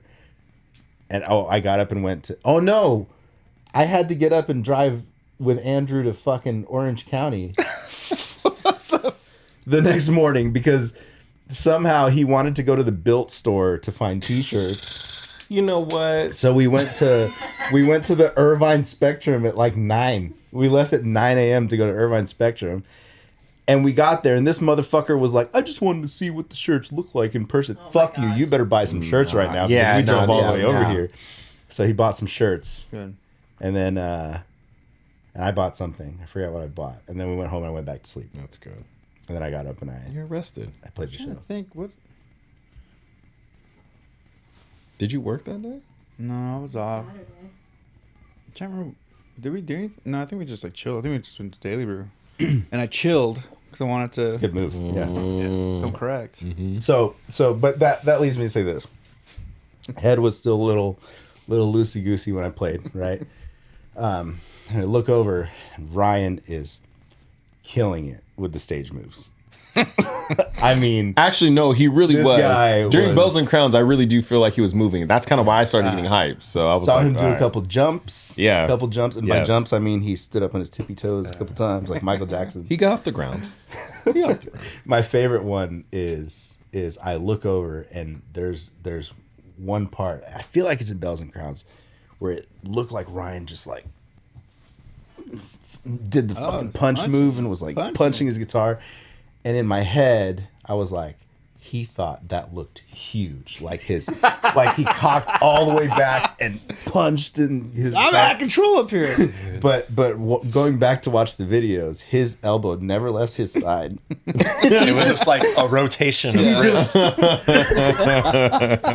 Dude, the stage presence is all right here though. Yeah. That's what Yeah, we need. when you That's all when that you matters. shred, Dude, you can be dead. You to know? be fair though, that probably was the most stage presence I've had.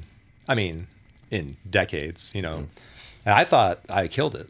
I honestly thought like, dude, I'm killing did. it. I'm You did. In the, I'm Did, in the man. vibe. You did, I thought man. we all did. Sylvia, Yeah. you know, filmed the whole thing, and I'm watching the videos, and I look like someone who had a major stroke and just got their mobility back through like rehab. I'm like, yeah, moves that I thought looked rad on stage, I just kind of look like I'm like just gimping around, dude. The thing is, you have to Keep go. core. You have to go. Like you almost have to over exaggerate those moves that you think you're doing to do them to full potential. Yeah, I feel that. I thought. Yeah. I was like, man, I was like jumping. I watched the video. I was like, wow, I thought it was a lot higher than that. In my mind, I'm like floating. Yeah. Maybe we're just old. You know. I can feel Ty it got now, some too. air. Nah. I got some air. It's the angles. It was the Jordans. Yeah. Yeah. Shout out Jordan. Dude, there was, Got him. there was another part in the set, and like I was trying to do whatever I could whenever I could fit it To in. turn it back on, slide the switch on Sorry. the back of this I device. tried to. Just don't touch it. it'll yeah. Yeah, so any spot I could like get some sort of movement in, I would do something. Just even Yeah. if it's moving a little bit or whatever. So Ty, thank you, I appreciate it. Ty looks over and sees me, and he runs across the stage. And if you're watching the video, you see me like, He's like, whoa, No, yeah, no. what's happening? What's happening? Why now? but that stage, like even though there was room there, it was like booby trapped. You know what I mean? With the Yeah. monitors, my Yeah. my fractals on the ground, of course, all my cords everywhere. Because wireless is. Oh yeah. Yeah, I Just a pit of snakes over there. yeah, I couldn't. I can't look back now. I have to. I feel restricted if I have too many wires. So, yeah, it was cool. It's good. It was also funny but awkward to do a sound check in front of like 60 people. Dude, Yeah. So we start playing All the Smoke. We play the entire song. We get finished. People clap, and then we put our guitars down. And then we just took off. Like, Yeah. Only to what's come happening? back 10 minutes later and play the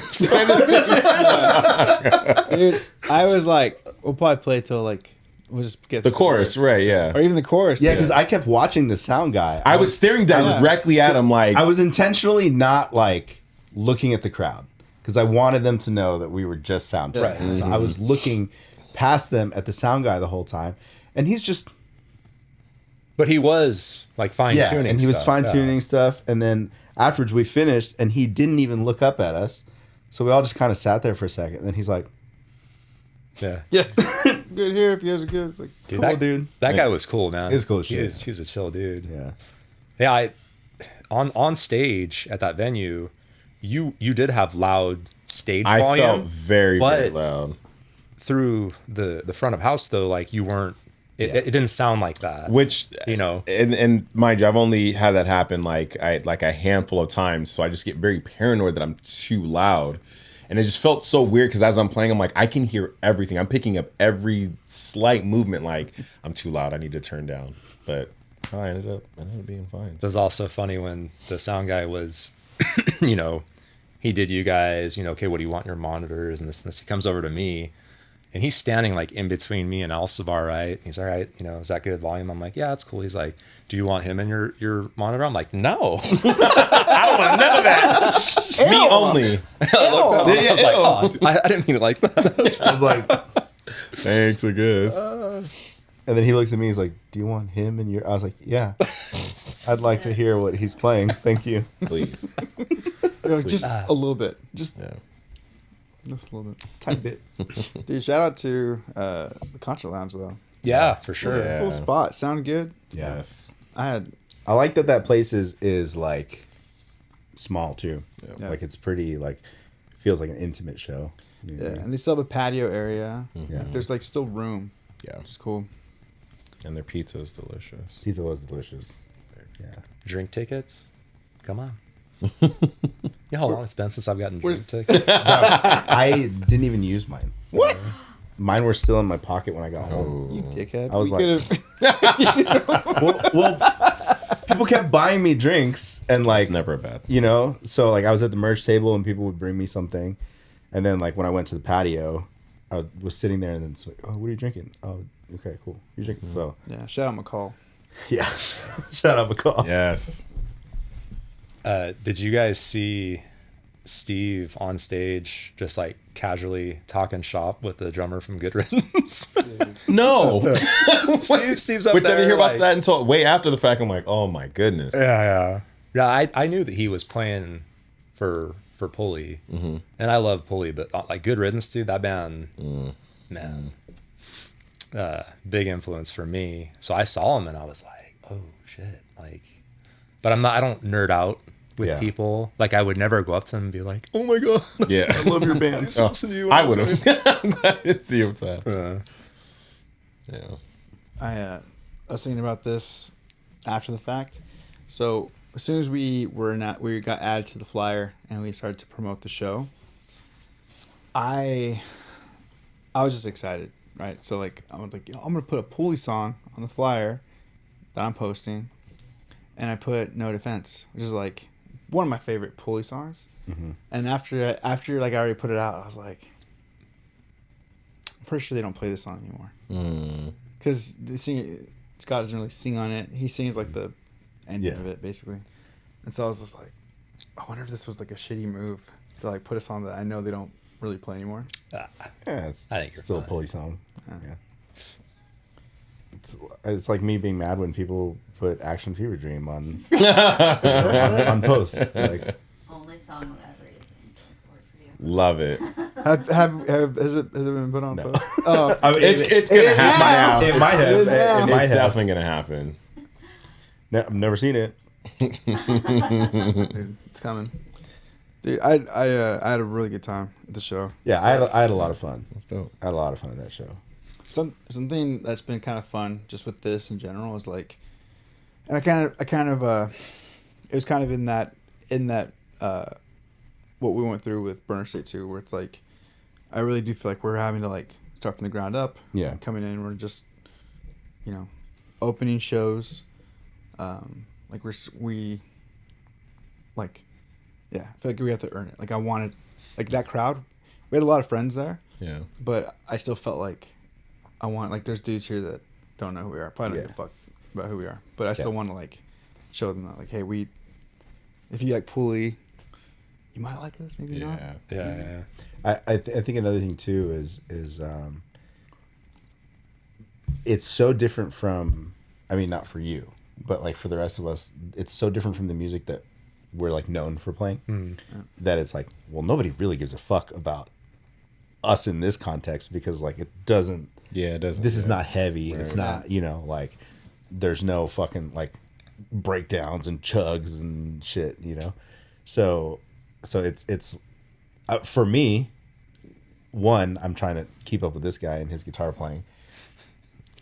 And two, I don't know how to move for this type of shit. Like, give me, you know, something to headbang to and like to like punch the air to. Cool. I don't know what the fuck I'm doing here. Like, I'm just trying to figure this shit out. So it's interesting because it's like it's a challenge to find ways to do that and still play the right song. Did you do the corn move in the All the Smoke breakdown? I almost did. Oh, I forgot. I almost did. But I looked to you two to see if anybody was like slightly hunching their back over to make the move, and nobody Like, did. nobody- I'm always like that. So Yeah, right. I was waiting for you to start convulsing like a cat coughing up a hairball. I got a really cool. Well, I thought it was cool. The compliment when right when we were done, I was trying to get my gear, you know, loaded up so I could hang out. And this dude with his wife walking out, you know, and he's like, "Hey man, you're like older, right?" And I was like, Jesus. he's like, no, like no offense, but like, you know, you gotta be what, like late 40s, you know, 50 or something. I was like, I guess. Where's this going? Yeah, where's this going? He's like, no, man, you play like mid 90s like style music. And he's like, dude, that was like my era, man. He's like, I loved it, you know. I was like, oh, cool, man. You know, I appreciate that. Like, Yeah.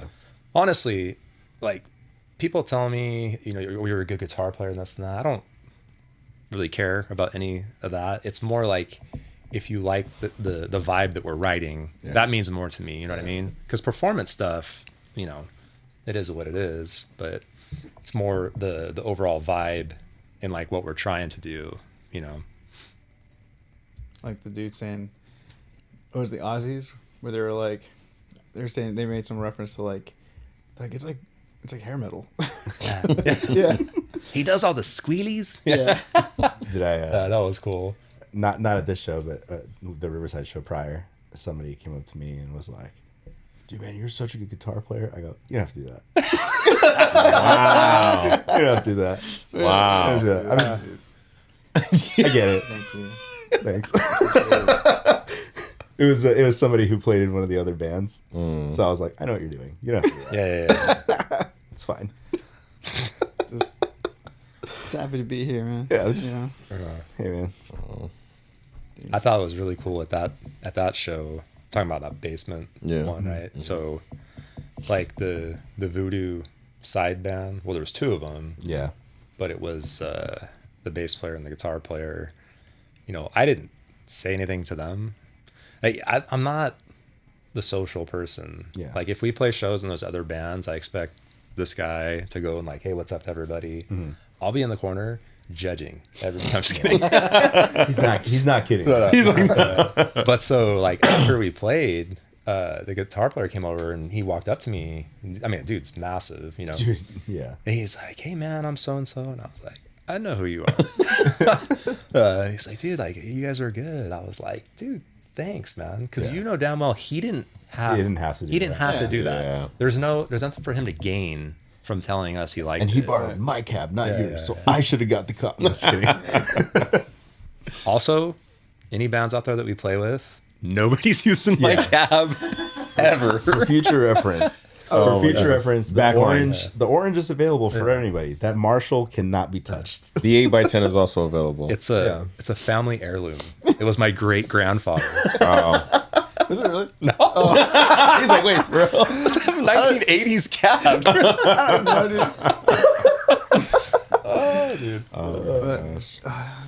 I was first off, I hate being any kind of point of contact with stuff, especially when it's like involving gear and shit like that. Because I'm like, I don't. So for the show, Jared and I think it was like someone from Pulley. I don't remember who it was. They're talking about like, oh, you guys down to like share backline. I was like, You thought of me? most of us are. Everyone, Yes most of and us. no. I was like, a guitar player, maybe not. I was like, let me. I tried to get you in the chat, Mike. Did they ever? Yeah, they never responded to me. And I was like, what was the point of including me in this? Yeah. I was hoping that there'd be more conversation. I tried. I mean, I tried to like to engage, but For clarity, though, like me not letting anyone use my cab it's a it's a wattage issue, right? It's a greenback cab. Jordan, you're going to want to hear this. Yeah. Right, so I've already heard it. I know the story. it's got greenbacks in it, right? So total wattage for the cab is 100 watts. Yeah. Most heads are 100 watts. Some of them are even more, right? 120. It's really So 100, really? If some dude, slaps a 5150 on that and cranks it, It's a wrap. it's going to blow my cab. And I'm sure there'll be an apology. They weren't going to pay for it, though. But yeah, at the end of the day. Yeah. And then I'll end up fighting with him about it. This is your fault. This is why I never let people use my See, I stuff. fucking told you. It'll be the one time. It'll literally be the one time. All right. Well, let's. We got a couple questions in here. Oh, we did. So. Yeah. So first, this one's for Ty. Oh no. This is from Laura. Oh. Has Ty ever done a Spider-Man kiss? That is an insane question. Have you, Ty? Have you ever pulled the What does that mean? the Spider-Man kiss? Spider-Man where he's upside down and Let me show you. actually It's going a different direction. it's where as soon as they kiss, webs get shut. It's an immediate release. It's a quick. They just go everywhere. Because we did realize when we were shooting photos for Easy Out for the album that Ty practices the Spider-Man. There's two of them where I'm jumping in the air and I do the shot thing. Man, that might be my new profile picture. I'm afraid to answer this actually. So to put it into perspective, Yeah. By the way, it's this one. yeah, right? it's where you're hanging upside down. Sorry, let me make it more correct. There you go. Like this, and then you come down. How do I answer this? Is It's just a yes or no question. I mean, I have done it before. With who? Wait, 69 doesn't. Yeah, 69 doesn't count, dude. Were you actually hanging off of something? And did you have a mask on? Harness in your room or something? You're freaking... First of all, we don't need to answer that question. That's not what she asked. You know the sex swing? So Ty's just in his room by himself, just doing circles. Like, this is hanging upside down. It's great for your back. Let me just say that. Was I? No, I wasn't hanging from something, but I was. Okay. Ty in his room when Parker's not home. Oh man. Short answer, yes. For details, click the link in my bio. Yeah, hit that OnlyFans. Hit that OnlyFans link. Yes. All right. Good question. 2 questions coming from Slap at the Bass. How often do you go down a rabbit hole of music from when you were around 15? For either of you. So I just recently, just this last week, I was just in that, in the mood. We had still coming off of the high of the album releasing, and so actually it was kind of inspired from off the record stuff. But I was like, I'm gonna make like a Spotify mix of like skate punk, but like the techie names, more the tech stuff. And so I made a pretty sick mix. Put our album on there. Maybe sneak a play or two, for our Spotify. Are you the guy that did the playlist SK8 Punk Legends? No. Is that you? No? Are we on that? No. Punk Legends. If anything, it'd be like skate punk lords. Lowercase L. There's I have to bring this up every time we talk about playlists. There's one playlist that your band made it on that to me is the greatest ever, and it's NBR's cover "Living on a Prayer," and the playlist was called "Songs I Fuck Your Dad To."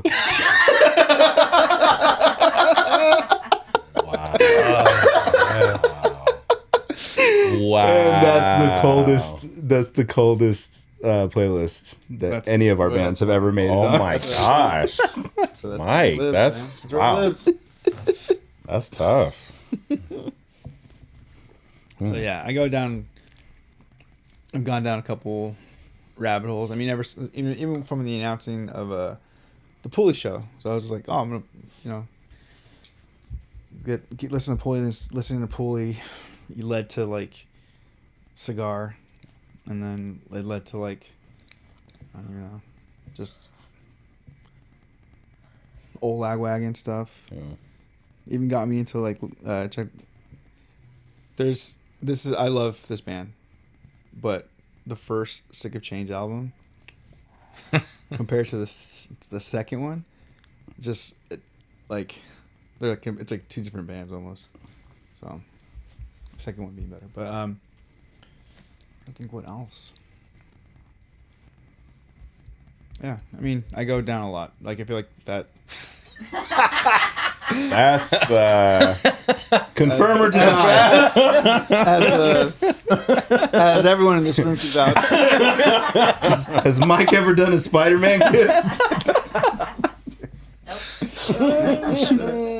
What about you? How often do you go down? Well, when you were 15, what were you listening to? 15, same shit. Yeah. I mean, 15, like, when I first started playing guitar, or electric anyways, it was like 92 when Dookie came out, right? 92, 93. Ooh. Man, like 6 months after that, I kind of got into like Rancid. Everyone has like that ladder that they go up from, right? Yeah. And NoFX was like at the top. You didn't go straight from Green Day to NoFX. That's too much, you know what I mean? But so yeah, by like 15, I was already, strung out. I mean, same shit I listen. I'm not very creative in my musical taste. Yeah. I'm dramatically younger, so I think 15 I was listening to like emo shit and like Dramatics. Yeah. It's like I guess from Ryan, yeah. Jeez. It's probably why we fight a lot. All right. And then also with the constant change in music, how do you compare the music scene from the 90s to now? It was better then. Interessante. That's a good question. It was better then. The vibe to see shows was more, there was more passion in it. There was no camera phones, none of that. Yeah. Like, people would go and pay attention. If people liked a band, dude, they were diehard. They would go see the same band. Didn't matter if they were playing every weekend. Yeah. Because it was like, it was the thing to do. I remember, in the mid to late 90s, like sometimes I didn't even want to go see a band play, but all my friends were going to a venue. Mm-hmm. So we would all meet up and hang out. And it was just kind of like the scene. And that's how you found new bands too. Yeah. I mean, even, like just going to see the one band that you wanted to see, but there'd be other new bands playing on the bill that you had never seen before. Like I discovered a ton of bands at even just at Showcase in the time when I moved back to California. So like, yeah. And that was already early 2000s.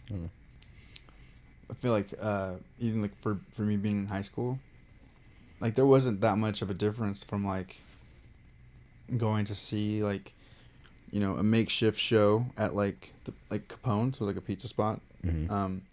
Like seeing bands there as opposed, and then going to like the barn.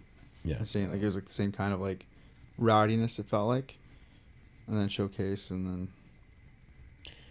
And I think back then too, you got exposure to more of a band's full record rather than just like singles that you might like. You know what I mean? Because like, you would see, oh shit, this band just put out a record, and you buy the whole record. Yeah, right. So you listen to all of it. Yeah, you pop the CD in, you listen to the entire thing, mm-hmm. and then you figure out the songs you like rather than like, I mean, now you can tell on like streaming retention rates and shit like that. Like, oh, this riff didn't get me in the first 10 seconds. Move on to the next one. This 17 seconds. Nope. Yeah. Whatever. So yeah, I could see it. I could see it rivaling today's music scene. I just feel like everything was better in the 90s. We know. My hair. My overall health, all of it. Yeah. Your overall view of life. Nah, he's like, nah, it was the same. I was still an angry person back then. Oh man. All right. And the last question from Dreaming of Reality: What are your top 5 albums of the year so far? Why do we do this? I feel shitty because of new releases. I couldn't tell Okay, you. let me This is a hard one. let me look. Yeah. Easy Out. Somewhere in between is definitely on that list. The one song single from a band called Midnight Brigade. is pretty You're tight. still in my answers. I still stand by my Landmarks. Oh yeah, no, Landmarks that's dropped. not going That anywhere. was a good, really good fucking record. Yes, yes. Top 5 is hard. I don't know if I can name that off the top of my head. Ryan hasn't listened to new music since '93, so Yeah. he wouldn't know. Yeah, I feel bad because like, I think if I was shown like, oh, this came out, but I've been on such an old. I've been going backwards. Yeah. I went backwards a lot throughout this Easy Out process. So I've had to pick up on some shit that I never listened to in the first place. And like, oh. Which was like fun because like something would pop up and I'd be like, Yeah. Michael, what is this? How'd you find this, Michael? Who told you? So real quick to touch on like you getting involved in Easy Out, right? Because I had met you like a handful of times, you know what I mean, at like Burner State shows or whatever. I think I even came to your birthday party here before you were in Easy Out, and you were always cool to me. It's before I knew who you really. That was before you guys knew each other. If we fucking knew it was gonna happen later, probably could have just nipped this in the bud real early on. But we were talking about playing live, and I was like, well, we need another guitar player, and I'm like, it can't be someone who has like a big ego, who's an asshole, whatever, and this and that. And he said, you knew a few people. And then, maybe a week later or whatever, you were like, hey, Alsaybar said, he'd be down to do it. I was like, he plays guitar? You're like, yeah. I'm like, wait, he listens to punk? You're like, yeah. Kind of. His level of stoke, though. Well, no, yeah, it's different. And that's yeah. I was like, dude, yeah, absolutely, because it's more about like the unity as a band. You know what I mean? Yeah. Yeah, I had remembered early on Mike talking about doing like a internet project, but I didn't know with who. And then I think I met you for the first time also at that emo night, but it was a real quick like, hey, that's the dude I'm doing the online thing with. What's up, dude? And Sylvia was more talkative than you were. No, I talked to you about Torture Culture because he had played some of it for me, and I was like, watch me be social right now. Wasn't that in Pomona? I thought that was in Pomona. No, but that was the second release. Oh, okay. So I went up to you and I was like, yeah, man, I heard your band, like, good job. And I turned around, I was like, Neat. Nailed it.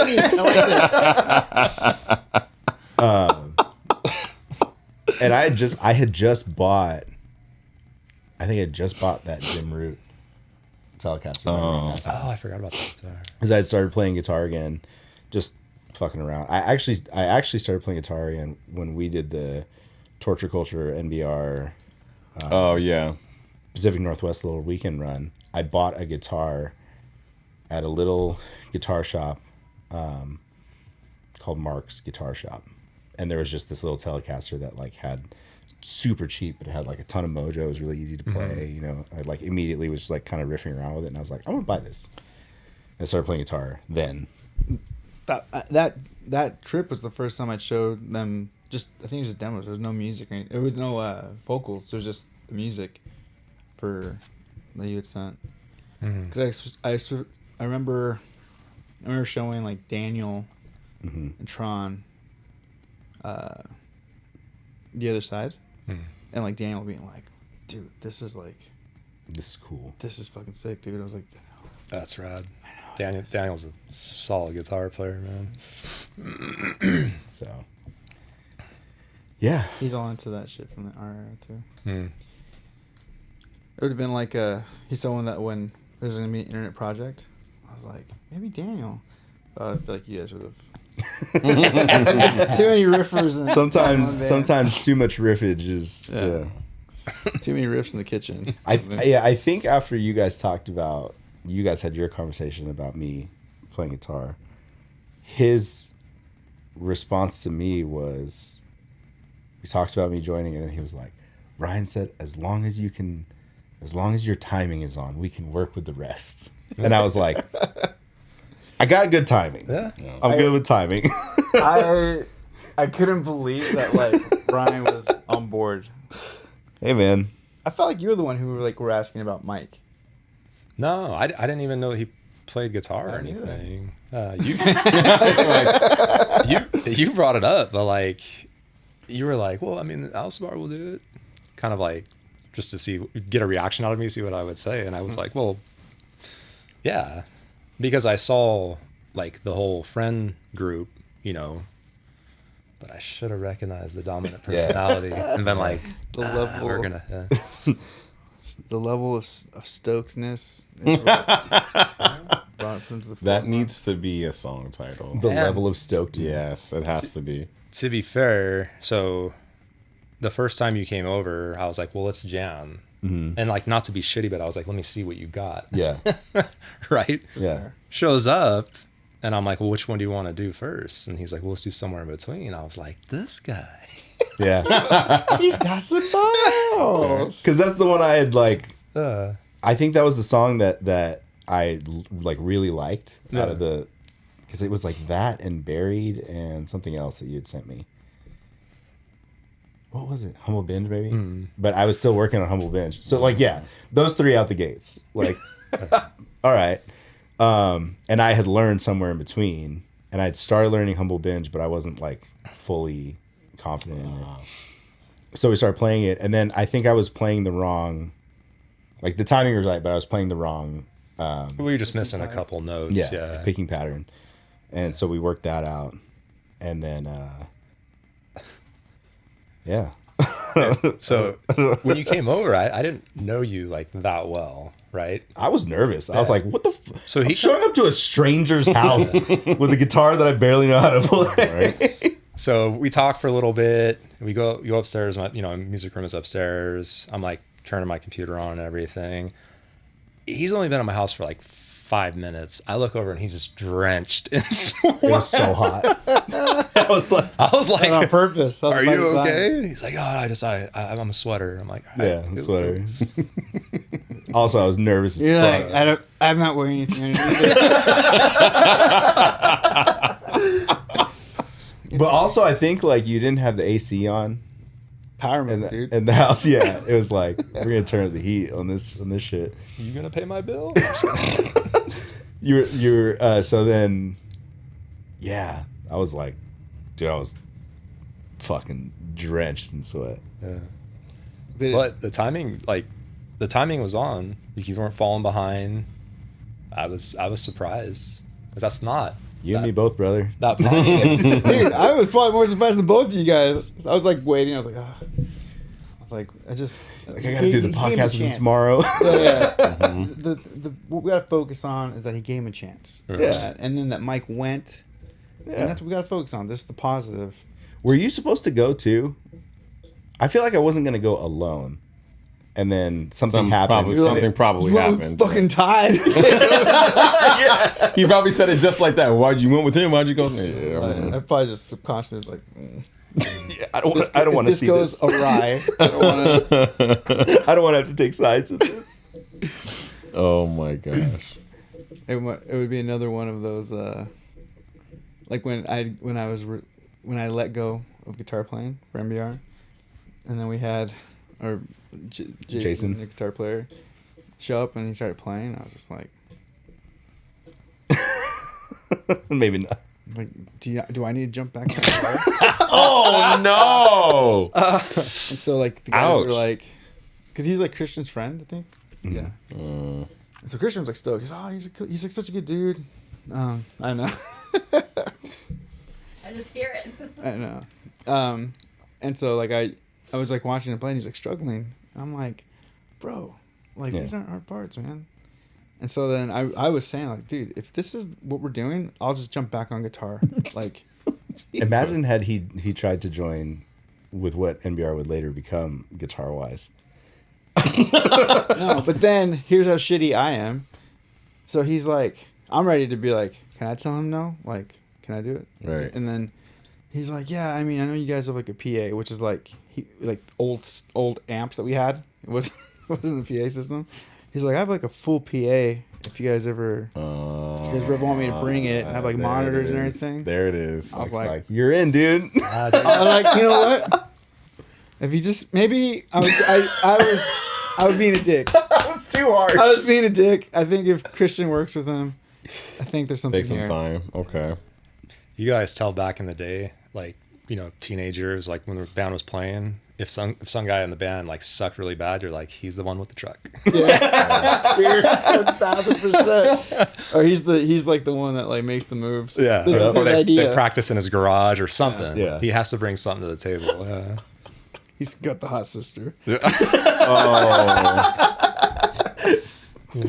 We practiced at his house just for that reason.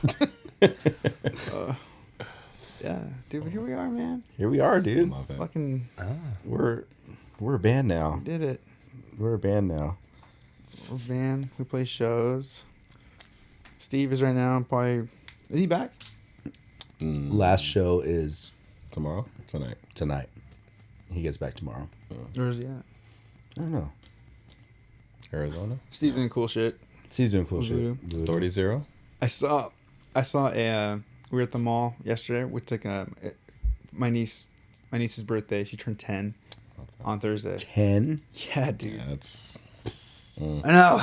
And so we couldn't be there for her actual birthday, so we told her, I told my brother and sister-in-law, like, hey, we're coming to town. We want to like take her out. Is she ready for sushi, like for reals? Mm-hmm. And they're like, yeah, dude. She's ready. So, like, cool. We'll take her to sushi. And so, took her to sushi. She threw down. And then we took her to the mall to go buy her like a little gift. And first off, you can buy whatever you want as long as it's under $12. sorry, we're not rich. Like, no, okay. And so, you know, Jordan's like, she's like, yeah, let's go in. You know, I'll give you $20. You buy something, you know, you want, whatever you want. So we walk up. The first thing she sees is a freaking homeless dude who just has a sign that says he's hungry. So she's like, oh, I'll use my money for him. Oh my She's God. like, I want to buy him a burrito. And of course, I was like, why don't we go inside and then like we'll get your thing and then whatever's left over, and if you're still here, then you Yeah. can buy it then. Right. She's like, no, I'd rather just do that. I was like, She's such a better person than you. 1,000%, dude. Shout out to the niece. That's. Wow. I'm like, you realize you have an uncle that loves Miguel's Jr. burritos too, right? You know that? No. And so we went in, dude. She like, I didn't know this, but she bought him a BRC, and then she like customized it. She like, Added onions and something. yeah, onion, cilantro. Did like, she ask him? Like, no. Okay. Went in order of what she would want. Right. I'm going to get my custom burrito, but then I'm going to get it. Yeah. Okay. And then Okay. she's like, he's gonna want a Coke, so she got him a drink too, Coke. And so went out and took it to him, and you know, she's like, hey, she wanted it's her birthday, but she wanted to buy you Wow. lunch, and he was really like sweet about it. He was That's like, cool. Thank you so much, and thanked her. good job. Good job, parents. Yeah. Then Mike rips the sign out of his hands. Yeah. How sick would it be if he took a bite? He's like, "This is fucking onions." And just threw it? Oh, Chucks it, man. dude. Oh man, I don't know if I told you guys this, but so there's a liquor store right down the hill from my house, right? The one that you front flipped over the bike. going Yeah. Oh, no. But that wasn't related to the liquor store. But I went over there, was grabbing some beer. When I show up, there's like a vagrant dude, you know, in the front. You know, doesn't look like he's doing too well. Yeah. He's like, you have any money? I was like, you know what, dude, I'll hit you up on the way out, you know, if I have some change. So I went inside, got like a 12-pack of Coors Light. went to pay for it, realized I only had card. So I have no cash, right? I come back out and the dude's there. I'm like, hey man, sorry dude, I actually don't have any cash on me, right? But I'm like, do you want a beer? I pulled it out. This guy looked at me, turned his head and said, I don't drink Coors Light. And honestly, like, I cannot believe it hurt my soul. I looked at the Coors Light. I had to reflect for a second. Am I? Wow. The homeless guy turned his nose at this, and I'm drinking. I mean, that's tough. That's kind of tough. Though. I don't drink Coors Light. Oh man, He's like, I'm homeless. I'm not. Yeah. I don't hate myself.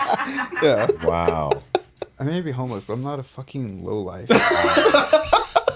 Wow. I still have standards. Yeah. Listen, Dude, I want what's best for me. I had a funny moment, which I was later redeemed on, but I think it was for my birthday. There was mango carts and Jonathan's got some.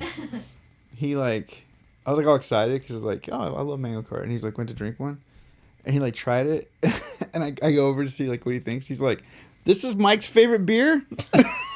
All disappointed. I was like, Relax. Hold on. It's my favorite. I just don't like it. Have you heard of Kona Big Wave? Yeah. See? but and I guess for him it wasn't very cold.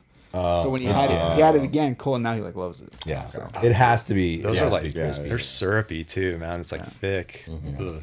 But it was just funny. He's like, these are Mike's favorite beers.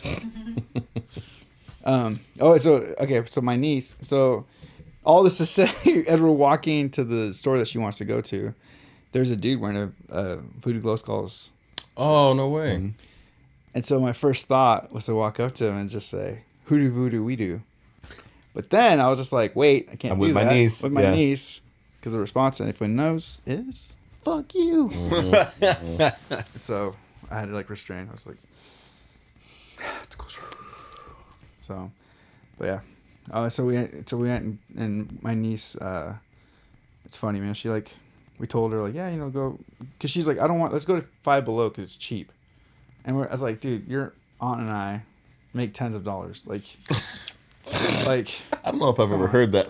Tens of dollars. Yeah, listen, I worked 68 hours this week. Okay, Yeah. Go crazy. You can no. So she got she's sweet, man. She didn't want to she's like, oh no, what I like is too expensive. And so we went over and she pointed at what she wanted, because I was a little nervous. And what was it, $10? $10. Yeah. So I was like, we'll do it. We can get that. So we got it, and then because it was her birthday, you can get a free mystery box if you sign up. So then Jordan signed up under her name or whatever. So she made out pretty good. there you go. But yeah, the homeless guy got a deluxe. A deluxe BRC, BRC. dude. Do you think if you handed him a Coors Light with the burrito, He would he have accepted it? I don't think so. Man. Dude, Yeah. that's so hard, dude. That would have crushed me. How bitter was that beer that night? Oh man, It was still good, huh? yeah, it was good. Coors Light's always good. He's like, I may be sleeping on the floor, but at least I'm not drinking that. Dude. Well, let's hit this. This show's different than the rest, so let's hit a rapid fire mental health check and get out of here, because Sure. I gotta pee. Yeah, seriously. Let's go down. And to the Jordan tie. and Jordan's falling asleep over there. She's like, Yes. She just stopped pushing buttons. yeah. it's been on your face for 8 minutes. No. 7. And a half. All the things that we used to yell at Jesse for, we're starting all over again. Yeah. I'm doing better though. We'll see.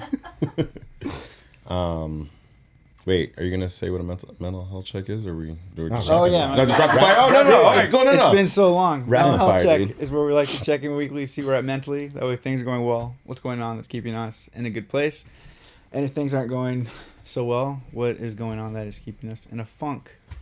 Ty, where you at? I'm good. I'm just tired. No, but honestly, I'm good. Album's out. lots of music. Things are good. It's getting close to the holidays. I am a little stressed about Christmas shopping, but Why? because I have not started, and I normally am done by this point. Is it And because there's other things that you're trying there to are order? other. There is one specific thing that I really, really want. Everybody in here knows what it is, but I have to wait. What's her name? The Green Goblin. The Green Goblin. Yes, she be Goblin. That's crazy. Shout out MJ, by the way. No, that's really the only thing that's top of mind right now. Just getting through the holidays, but no. Other than that, I'm good. I'm doing all right. Michael? Good, man. Album's out. Working on other music. We got Ty and I got something that we're working on. Yes. For the new year. Mm-hmm. So it's exciting, heavy, and yeah, everything's falling back into place. You know, we're coasting. So got a show coming up December 11th in Pomona. So that should be a fun one. And come watch me and Ryan do cool stage moves while we play guitar. Okay. Yeah. Just don't ask to use my cat. Yeah. It's okay. We're direct support for that show. Yeah. Where are you at, Ryan? Yeah, Ryan. I'm good. Yeah. Feels good to have the album done. And oddly enough, as much as I was like hesitant about releasing it just because I didn't think it was good enough, like now that's how like I've been like writing songs like daily. This EP is going to be a full album in like a week and a half. Yeah. Yes. I'm prepared, man. But yeah, other than that, I mean, I'm good. No complaints. I like this time of year. It's where like everyone is nice to each other.